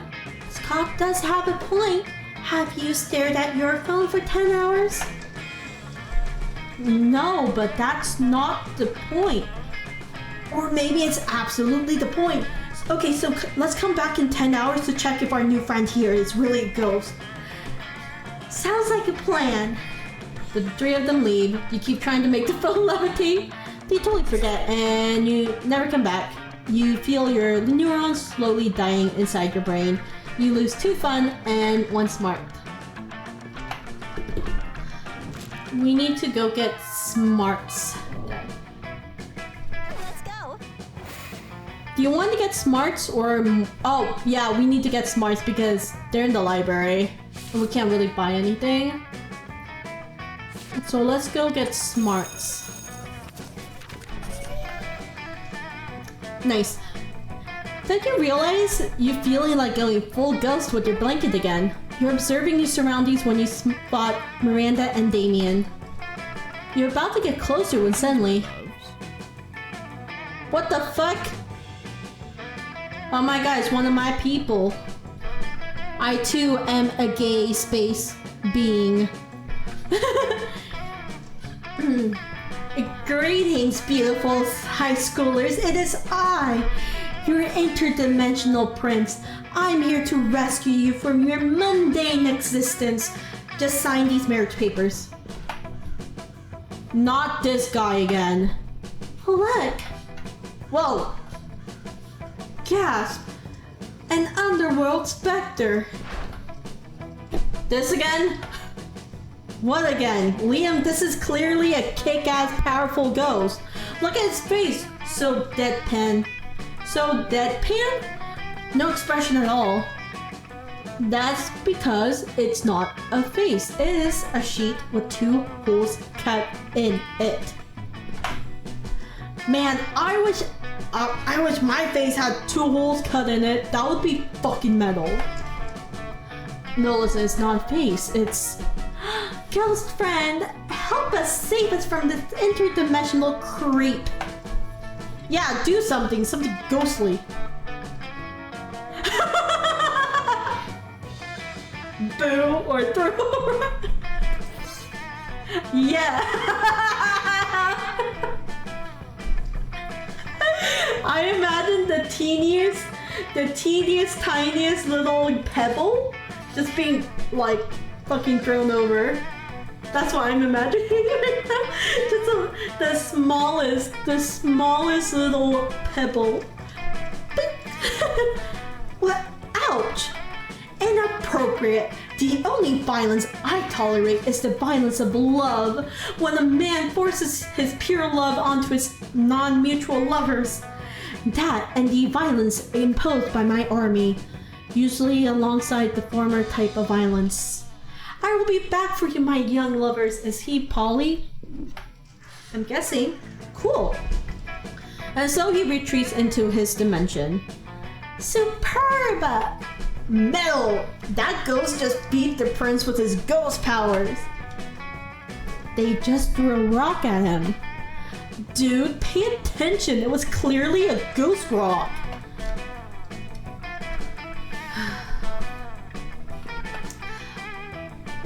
What's the difference between a rock and a ghost rock? One's a rock, and the other one is a fucking ghost rock. You do realize you didn't answer my question, right? Ghost rock. Huzzah! Yeah, throwing a rock at your problems like a champ. You gain 2 fun and 1 boldness. Heck yeah! I'm still broke. As a motherfucker, I need money. Can I finally get to my lover, Zoe? Please, thank you. When you get to Damien and Zoe's table, you find yourself in the middle of a pretty tense situation. Dahlia and Damien are sitting right next to each other, chewing their lunches way too hard and furiously ignoring each other. Zoe is staring excitedly at the two of them, phone out, ready to film. Is this it? The final showdown between Stormy Blue, Nightmare Dahlia, and Spicy Red Baby Damien? It's the day the Aquinos finally claimed the 8th circle of hell. Alright guys, I got my phone camera ready and rolling. You can start the bloodbath whenever you're ready. Any second now. Get a life. Give us a fucking break, will you? We're not going to resolve the centuries-old dispute between our families and this cafeteria. It's anticlimactic. Yeah, I'm just sitting here because Damien's so scrawny and insignificant I didn't notice him before I sat down. And I'm just sitting here because fuck you. Yeah, fight. For the last time, it's not dramatically appropriate. Zoe does not respond. Instead, she wordlessly slides 2 knives across the table and waits patiently. I love her so much. So what's your play here? Will you convince them to fight or convince Zoe that there's something even juicier going on? Well, you know what they say, if they're not fighting someone to the death, it's usually because you have secret sexy feelings for them. Look, I know you guys can't actually fight for the 8th circle right now, but you must want to fuck each other up.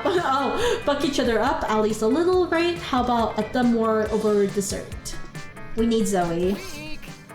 No, I didn't want him. I didn't want Damien. I wanted Zoe. No. You know what's beneath you? Your butt. How dare you? 1, 2, 3, 4. I declare a thumb war. 5, 6, 7, 8. My thumb is full of boiling hate. Stop punching your thumb with your other hand. My thumb with your other hand. I will when you stop hitting mine with the hammer. Never. Your food cup is mine. Not if Vince or Dynamite has anything to say about it. They're so dumb. Oh! And Damien shoves a stick of dynamite into his food cup, destroying the cup, cracking Zoe's bone, and effectively ending the thumb war. Ah yes, it is just as the poets say. In the contest of war, the only true winner is the dynamite salesman. And me, because I got to blow up a fruit cup with dynamite. And me, because I want the thumb war. The only thing you want is my fist in your mouth. Damien looks happier now because there's no better dessert than gratuitous violence. And he surely notices he got an extra portion thanks to you. I didn't want to romance you. I want the tentacle lady. No. It's my last chance to do anything with Zoe, and I think I blew it. I'm really sad now.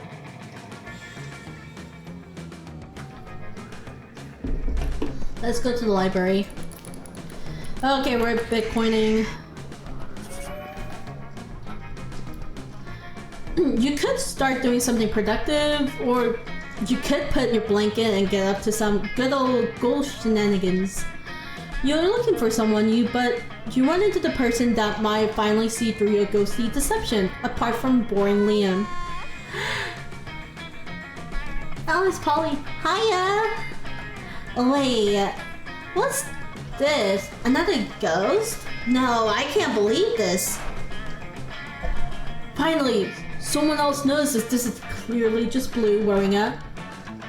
I can't believe it because it's just too cool to be true. Come on, it's not cool nor true. Liam, I can't hear our cool new ghost friend over all of your jealousy. So tell me, how did you die? We have to share so much ghost gossip, or gossip as I like to call it. Good question. Time to improve a lie with another bigger lie.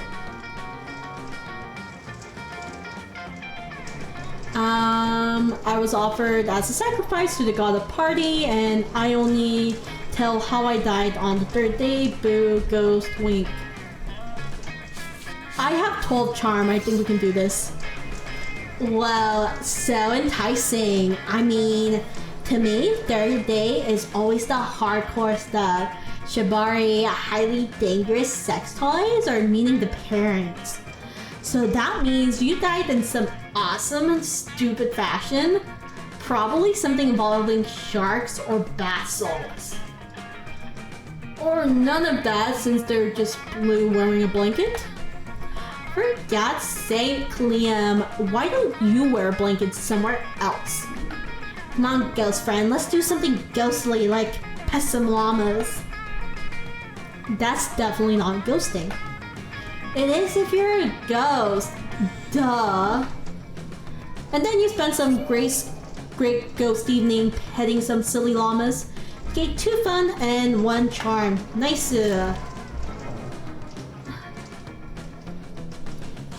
I want Zoe, but I don't think we're gonna be able to get Zoe anymore. Do we still try? I'm gonna still try.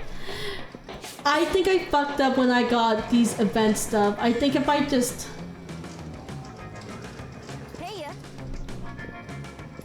I think she's gonna say no.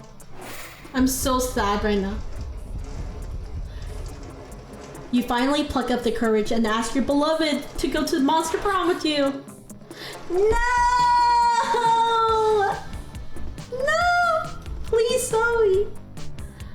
Oh, no. It's not possible for us to go together in this lifetime.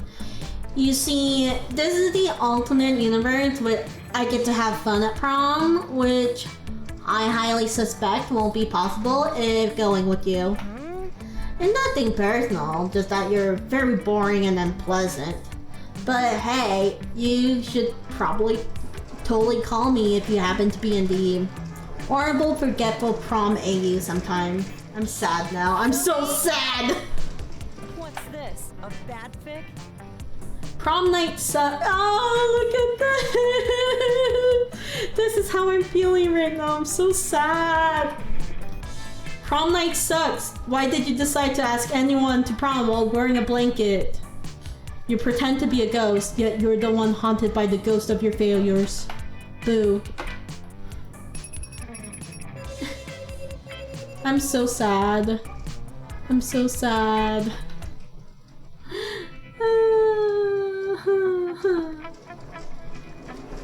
Those 6 weeks were maybe the most epic and absurd weeks of our lives. After the monster prom, we kept living our lives, falling in love, battling for friendship, and learning about who we are and who we could be. And you know what? Like it always does, life happened and it was wonderful. Oh, shit. Due to the obscene amount of fan art she drew, Zoe was taken by Jim Davis, the renowned creator of Garfield, as his protege. Nowadays, Garfield still hates Mondays and loves lasagna, but you can bet he's into a lot of weird stuff too. Liam kept doing art so hard that he eventually evaporated and became the concept of coolness itself. As he left the physical plane, the last thing Liam did was give everyone a condescending look, as he should. Calculuster uploaded his mind to the net and finally became the internet. Now surfing the web is 200% nicer. For those 6 weeks, the Monster Prom seemed larger than life, and it was gone just like that. The battle for Monster Prom might have ended then, but there were plenty of battles left in that war called youth. But once again, we were young and unafraid, and we were ready to start.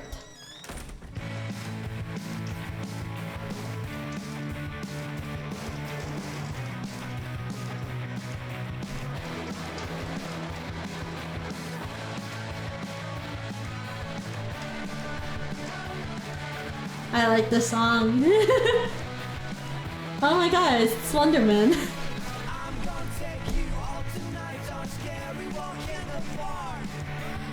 And that is Monster Prom. We might play again later on to get another ending and hopefully be with someone. Please, thank you.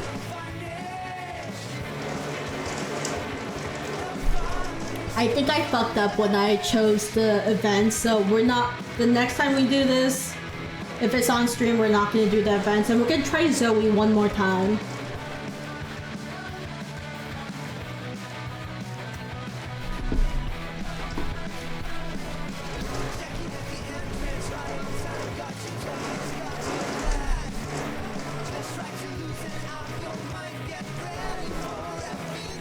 Oh, I didn't know someone Cho was the interdimensional prince. I didn't know that. Oh shit. Oh, Dan was also in here too. I didn't know that. I also missed like the first half of the voice actors.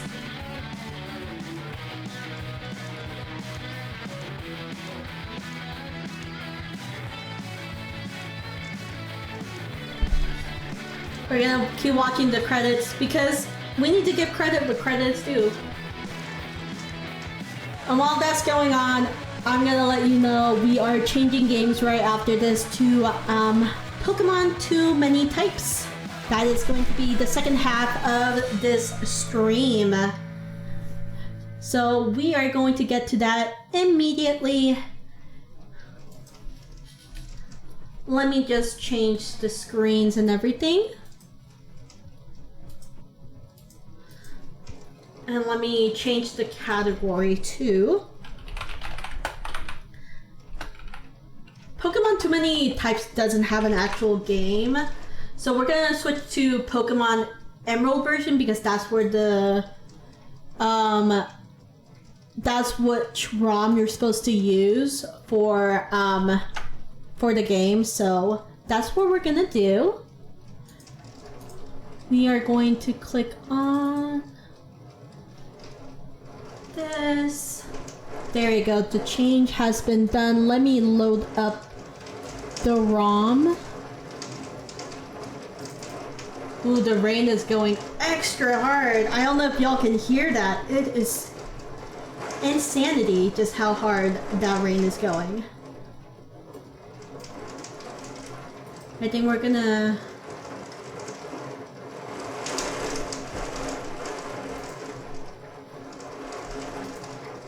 I wonder if there's a way to make it...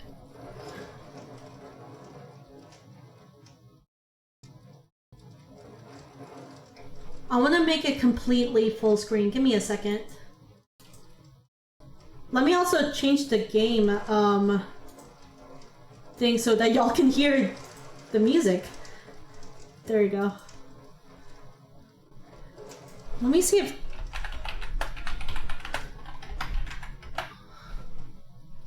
Oh, Alt enter. There we go. There we go.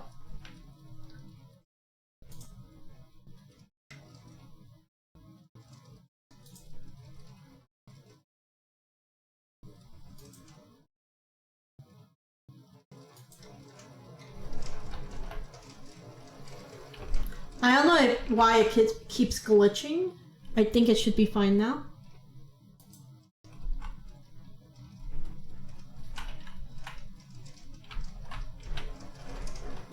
There we go. Okay, so we recently just finished the Rustboro gym. Just in case, let's just heal up one more time.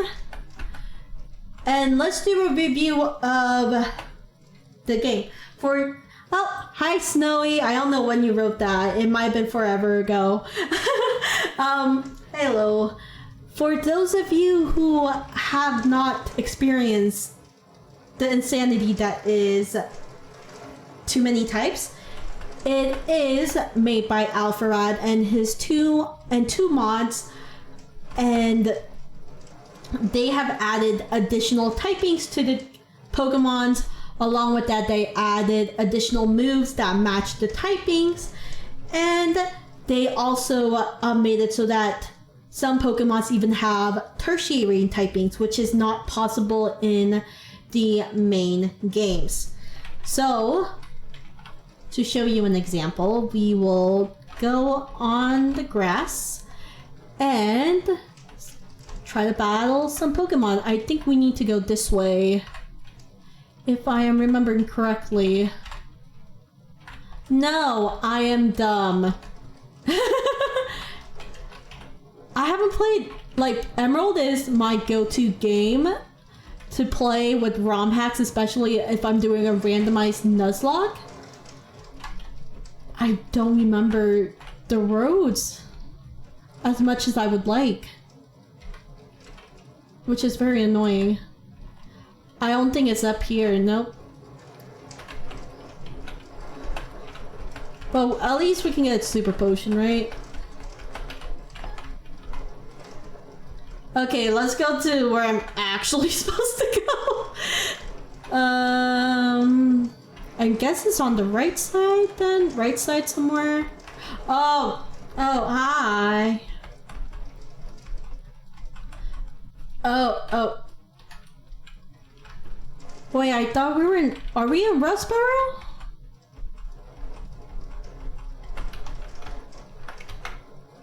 Oh, shit.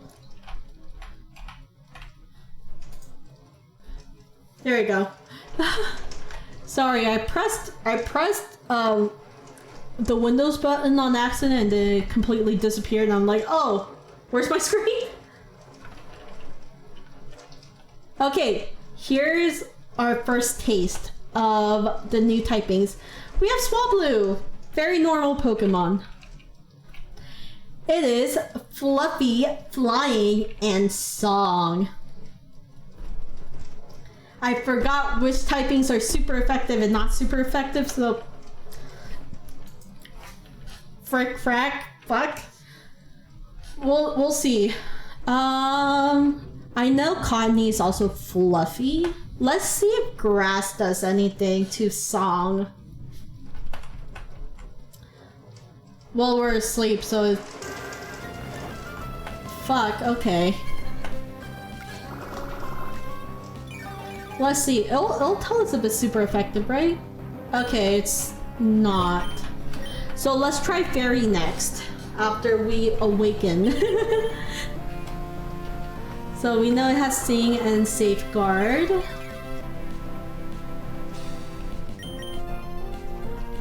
Hopefully one day we'll wake up. So Fury Attack is definitely not effective. Let's see if our fairy move is effective if my Pokemon ever wakes up. Jesus.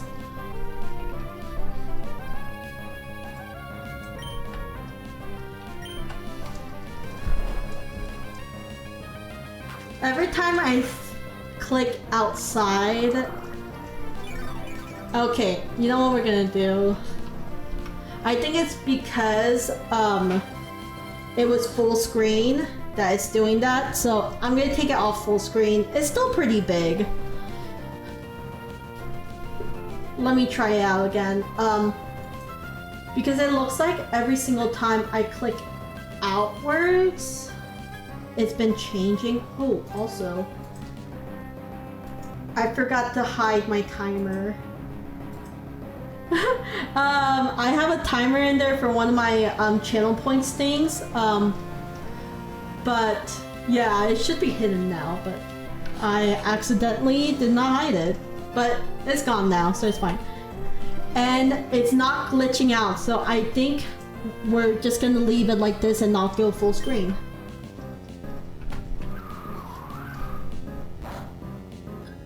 Okay, so very is not affected to either Fluffy or Song. It's one of the two.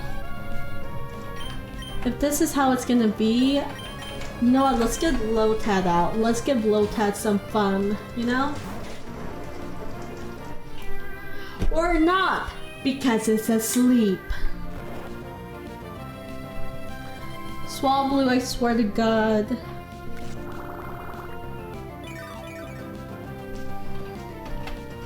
I feel like at this point, it's just gonna die from freaking, leech seed. Let's see. I just want to figure out what it's weak against. It has Astonish too!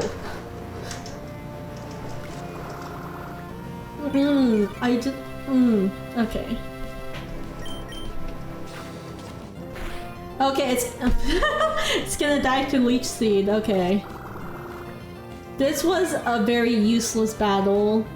I just wanted to get some observations in order, but apparently not. Okay, Lotad at least evolved and learned Bubble. Okay. Got it. Okay. Let's keep going.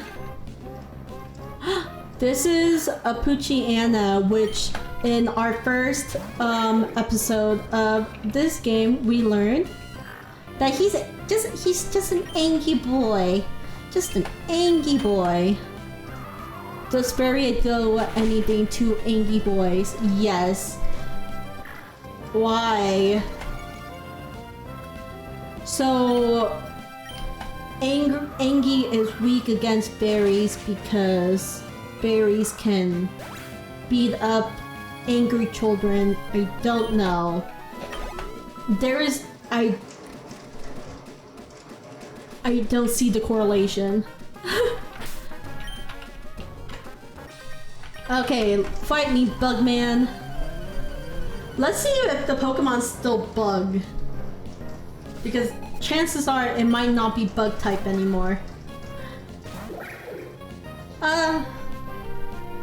So I know Lilith's is sus, grass, and ancient, so it's not a bug type.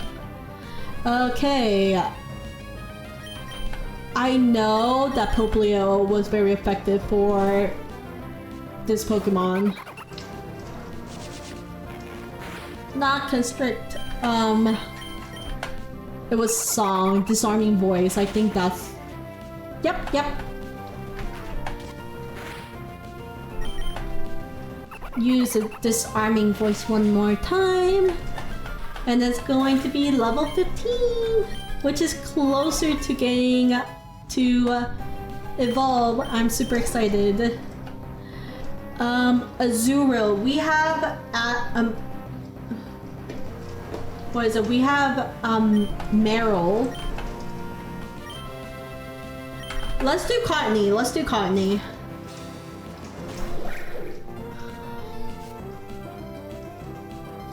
So Azuro, if we remember, is normal gender baby. It is not a water type anymore. So let's try Fairy Wing. Fairy Wind is super duper affected to either normal, gender, or baby. Don't know which one. Does any of this make sense? No, it does not. It never did and never will.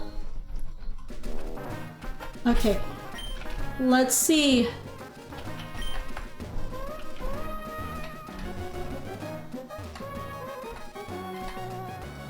We have to go this way. Fight me, child. Let's go. School Kid Karen? Vanillite? You're not part of this generation.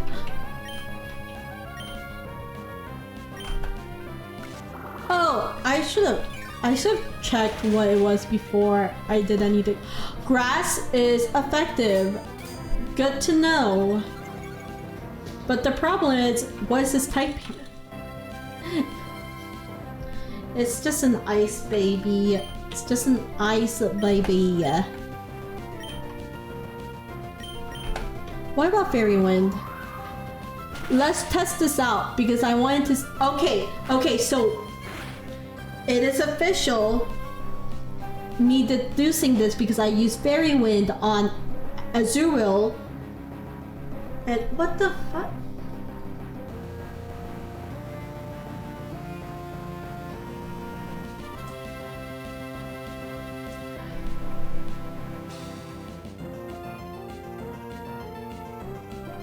What the fuck?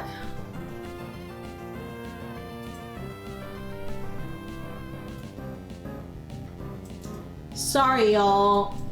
Give me a sec. I don't know why there's 2 ad breaks.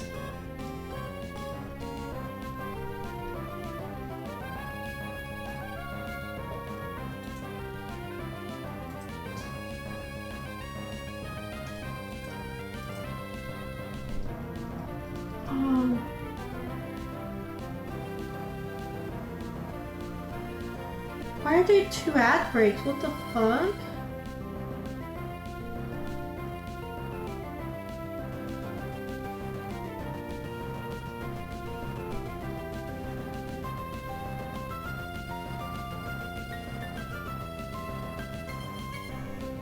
I feel like there's a different way I can check on. That is so weird. Why is there 2 ad breaks?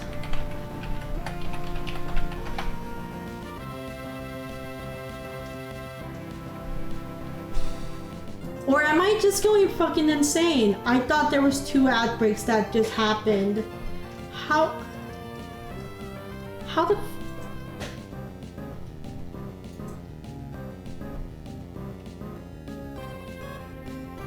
What the fuck?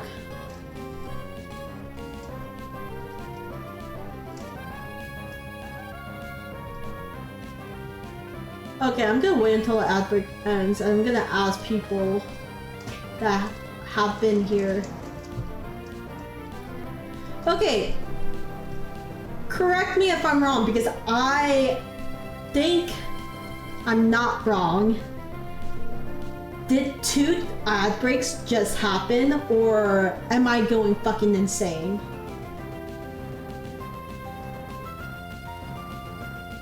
Because why? Why is that happening? I feel like I'm seeing shit. I don't know why that's happening. Or if I'm just going fucking insane at this point. Okay, whatever. Anyways, baby is weak to fairy. That is what we learned.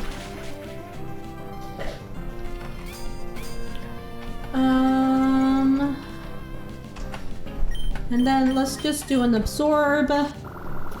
Good to go. God, that really was 2 ad breaks. I am pissed off.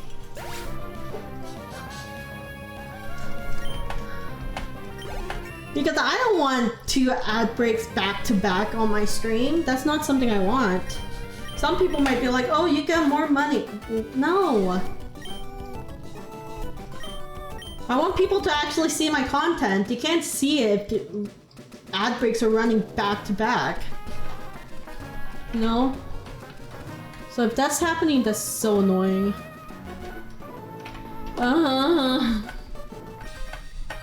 Not a double battle. Goodness me. Also, I think I'm gonna have to edit the Ko-Fi stream bot too, because it's posting way too frequently. I was just testing it out and I was like, oh yeah, that much should be okay. No. It looks like it's posting a little too much for my taste, so I'm gonna fix that as soon as stream is over.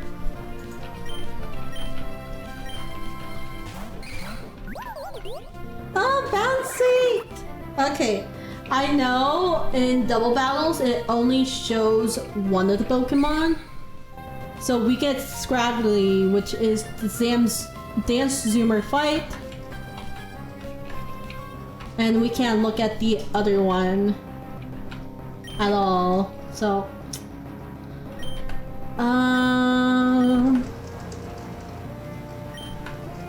let's try this. And let's try this. Oh, we'll see what happens. Okay, super effective. Nice. Super effective. Well, not super effective, but it's dead. And that's what matters.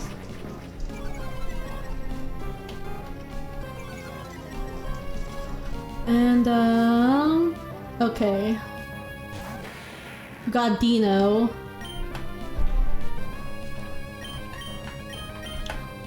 Let's absorb and then use... Actually, let's use Aqua Jet on Dino. Let's see how that works. Okay, not very effective. Good to know.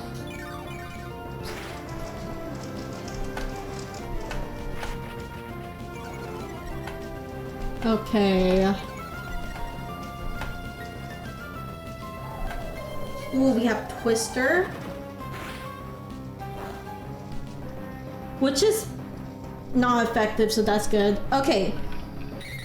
Okay, I still can't see Dinos. So, let's use Warm Hug. Let's see what that does. And let's see what Silly type does to Dino.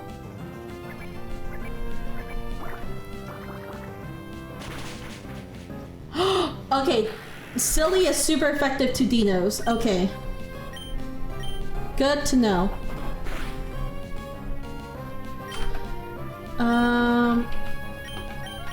Let's use Absorb and Pound. Might as well be some use, Scraggly. It's gonna die anyways, right? Is that another act?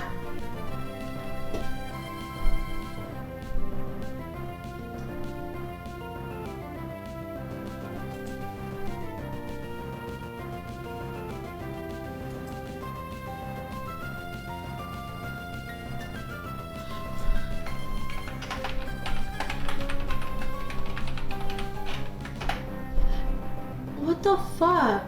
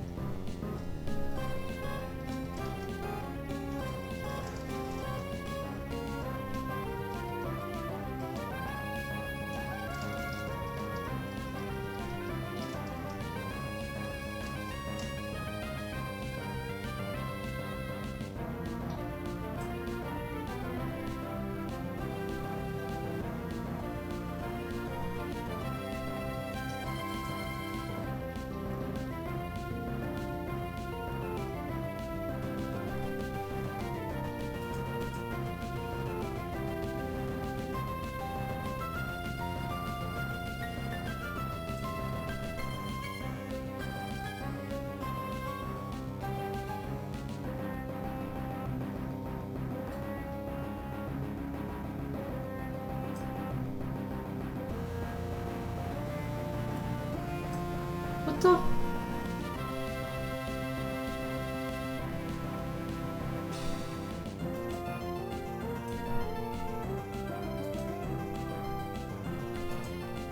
What the fuck?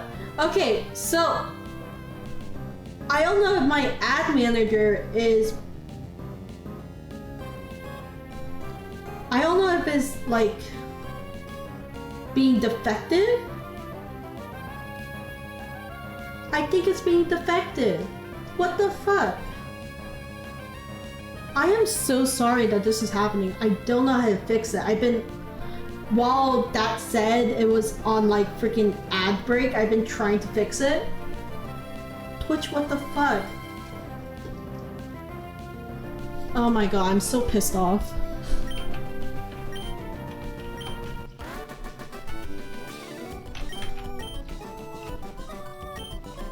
I'm so mad because I don't want that to keep happening, but it keeps happening and it's so annoying.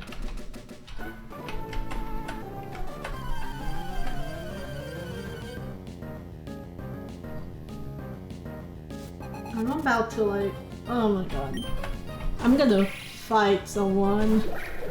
Okay, what's Clink? Prime Steel guys plurals because there's 2 of them. Okay, Prime Steel guys. How do they react to fairy? Not very effective, good to know.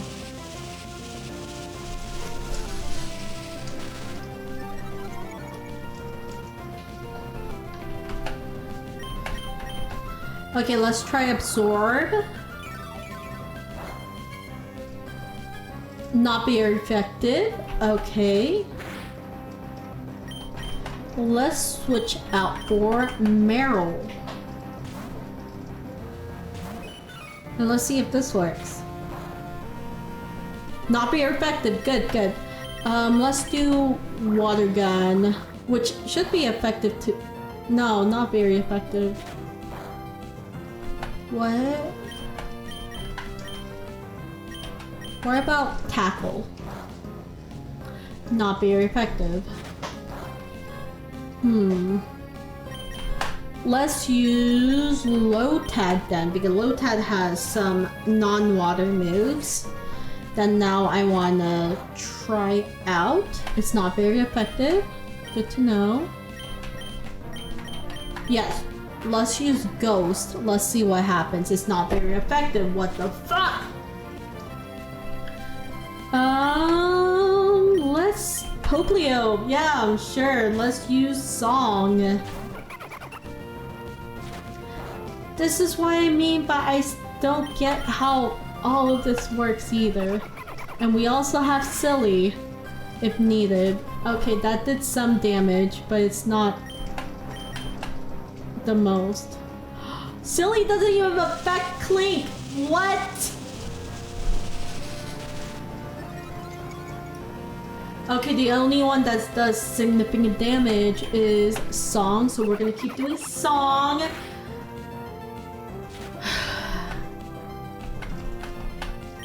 And it's still not dead. Die, please. Thank you. Goodbye. Because I know there's still one more. Right? There's one more, right? Yeah. You know what? We're keeping Poplio because that should be a ground Pokemon. So we should be Gucci. Ancient Steel. He has Steel Pokemon. Only Steel. Got it. Oh! Sturdy. Hello. Super effective.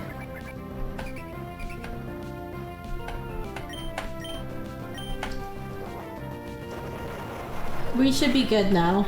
Bye. Goodness me.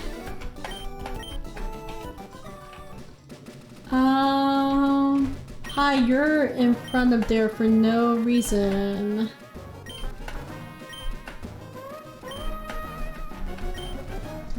Okay. Old man. Oh, Pico!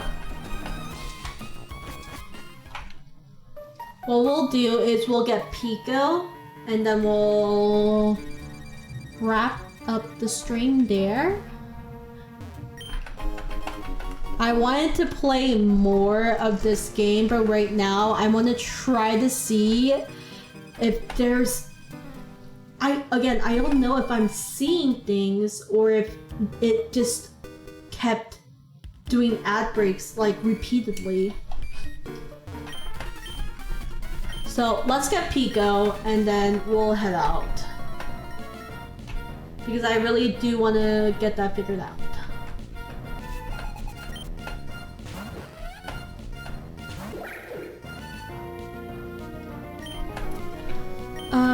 First of all, let's just leech seed it. Oh no. Uh-oh, Stinky!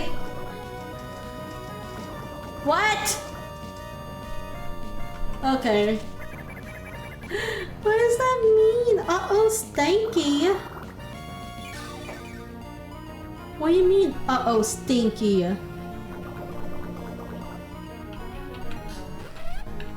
It's just a stinky type. Okay, got it.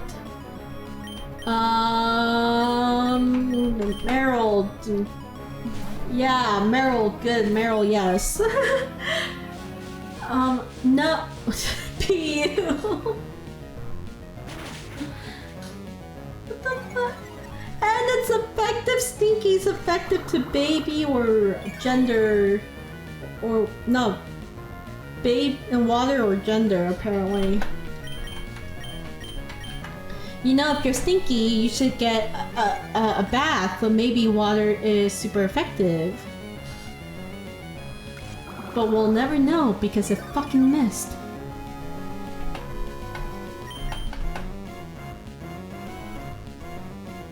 What are these moves, man? What are these moves?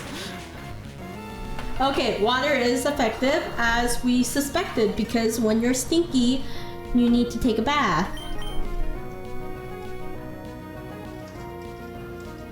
And it missed again.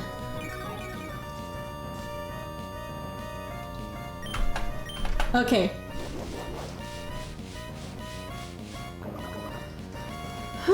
Okay, we are... Two of our Pokemons are poisoned. I think we do have Petra Berries, so we'll heal them up after this battle.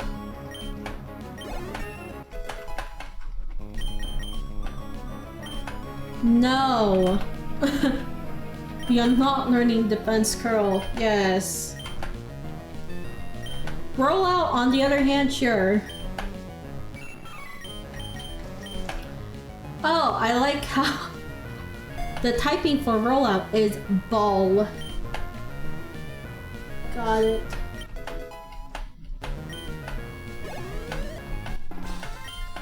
Okay. Cool.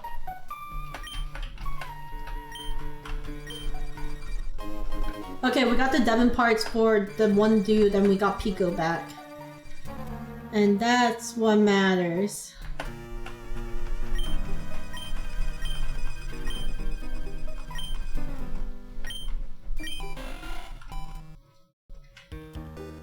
Do I need to go back immediately? I don't remember.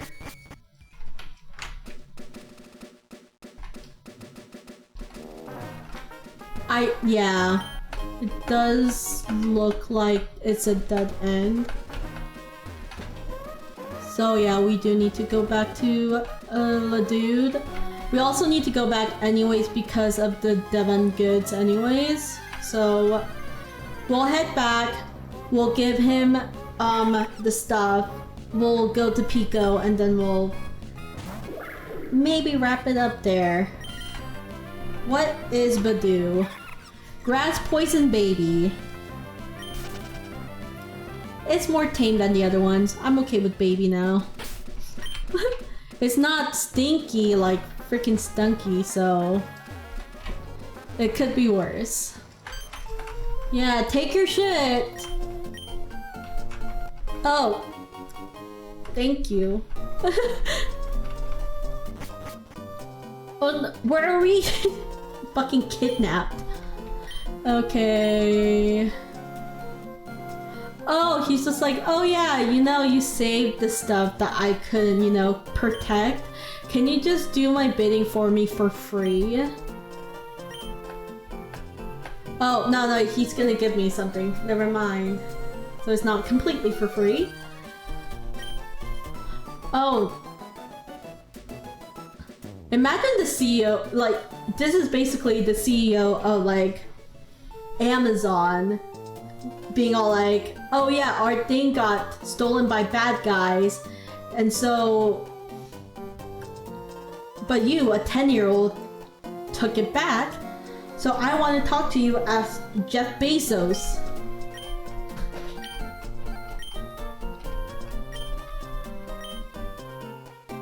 Oh, he wants me to also do something as well. What? Do they know I'm 10?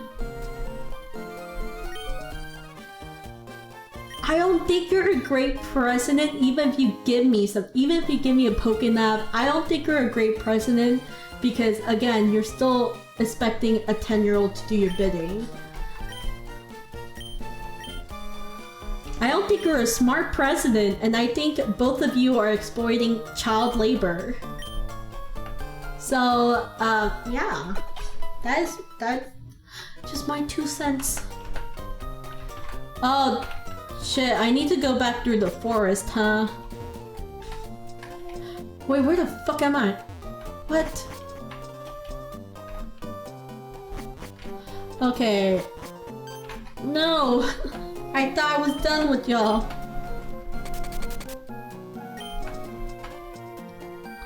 No, I did not need match call. No, I could have done without the match call, sir. Sir, why would you do this? You have doomed us all.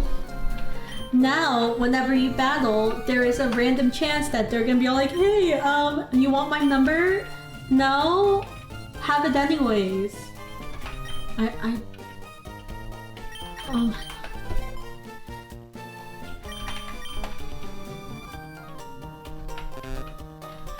Oh, I have to call? Oh my god. Why are you doing this to me? I don't want to talk to more people. Now you're forcing me.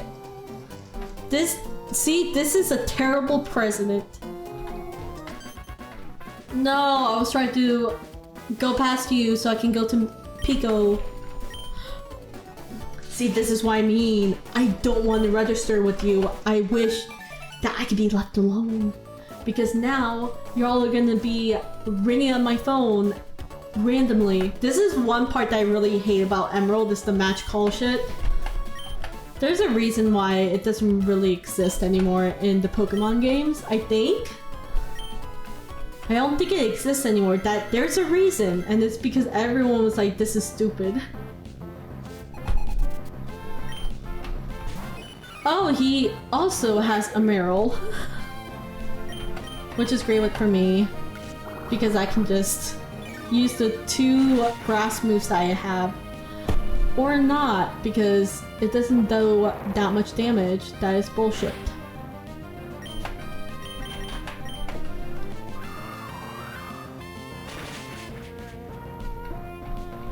Oh, this Meryl is tanky. What the frack? What the fuck?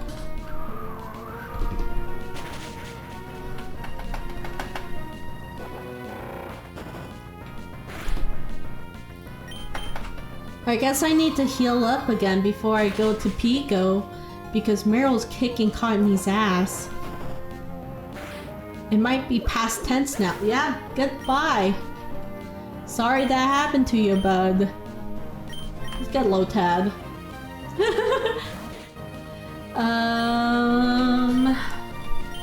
Astonish. Ooh. Oh shit! It wasn't done. Meryl, you piece of shit.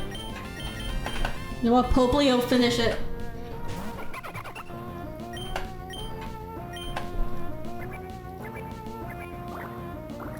So Squirt Flower is silly. Let's see. Yeah, silly is super effective. I should have just done silly. Oh, Poplio's gonna evolve after this. Nice.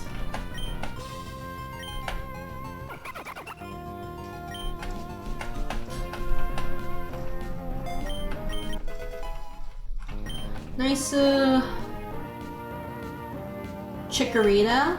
Okay, let's use Ice. Then, we should be good. I still need a Fire type. Like, I need to get a Fire type. as soon as possible. But I haven't really seen any fire types out here. So for now, we'll just use ice type on our grass type Pokemon, and I didn't check what Chikorita was, god damn it.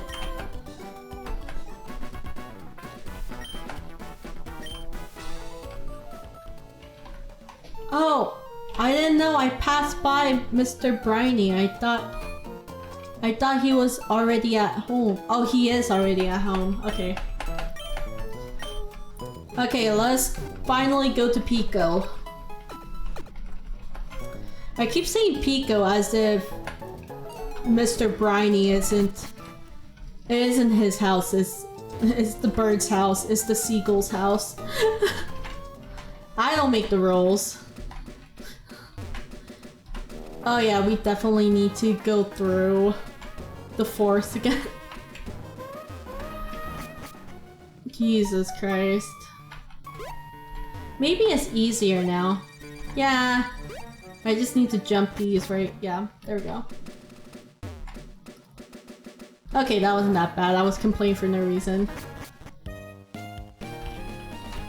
Okay, let's just get to Slateport. Oh my god.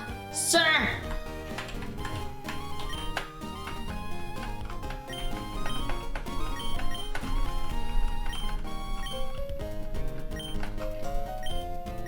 Okay, we're going to Dewford first, and then I guess Slateport, right? I love the music in Emerald. I've talked about this the last time we played. But I don't like match call. This is exactly what I mean. Don't call me. I have enough daddy issues without you existing. No, there's daddy issues in this game because of Norman. Norman literally said, yeah, I'm going to live a town or two away from you and your mom because fuck you, I want to be a gym leader. He really said that, didn't he? Yeah, I'm gonna just heal and then save. And I'm only healing too because I don't want to end up going all the way back over to Rustboro. I don't feel like it. Okay. Saving.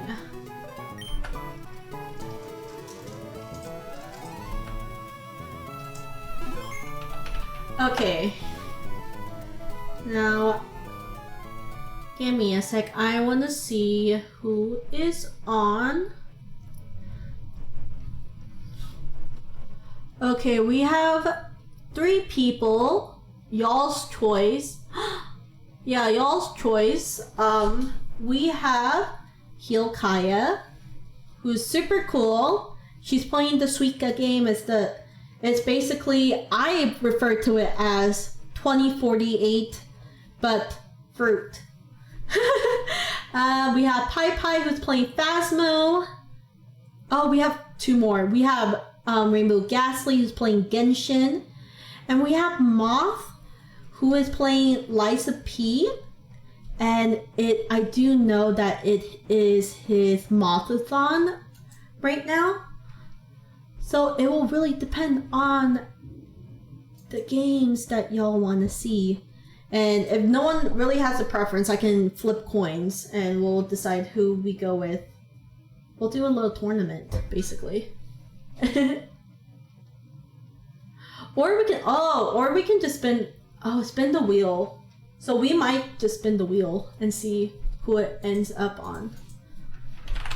Let me get the wheel of names ready, and while that's getting ready, y'all have a preference, you can write down the preference. And if there's no one by the time I finish with the wheel of names, then I am going to assume that any is fine.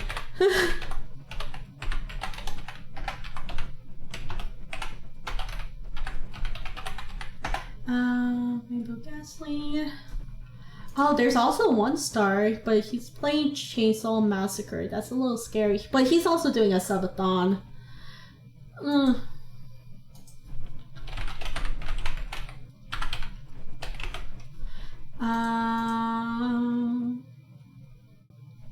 Do I have everyone in my group? Okay, yes we do. Let me switch over to here. We're gonna spin the wheel and we'll see who we get to who we get to raid.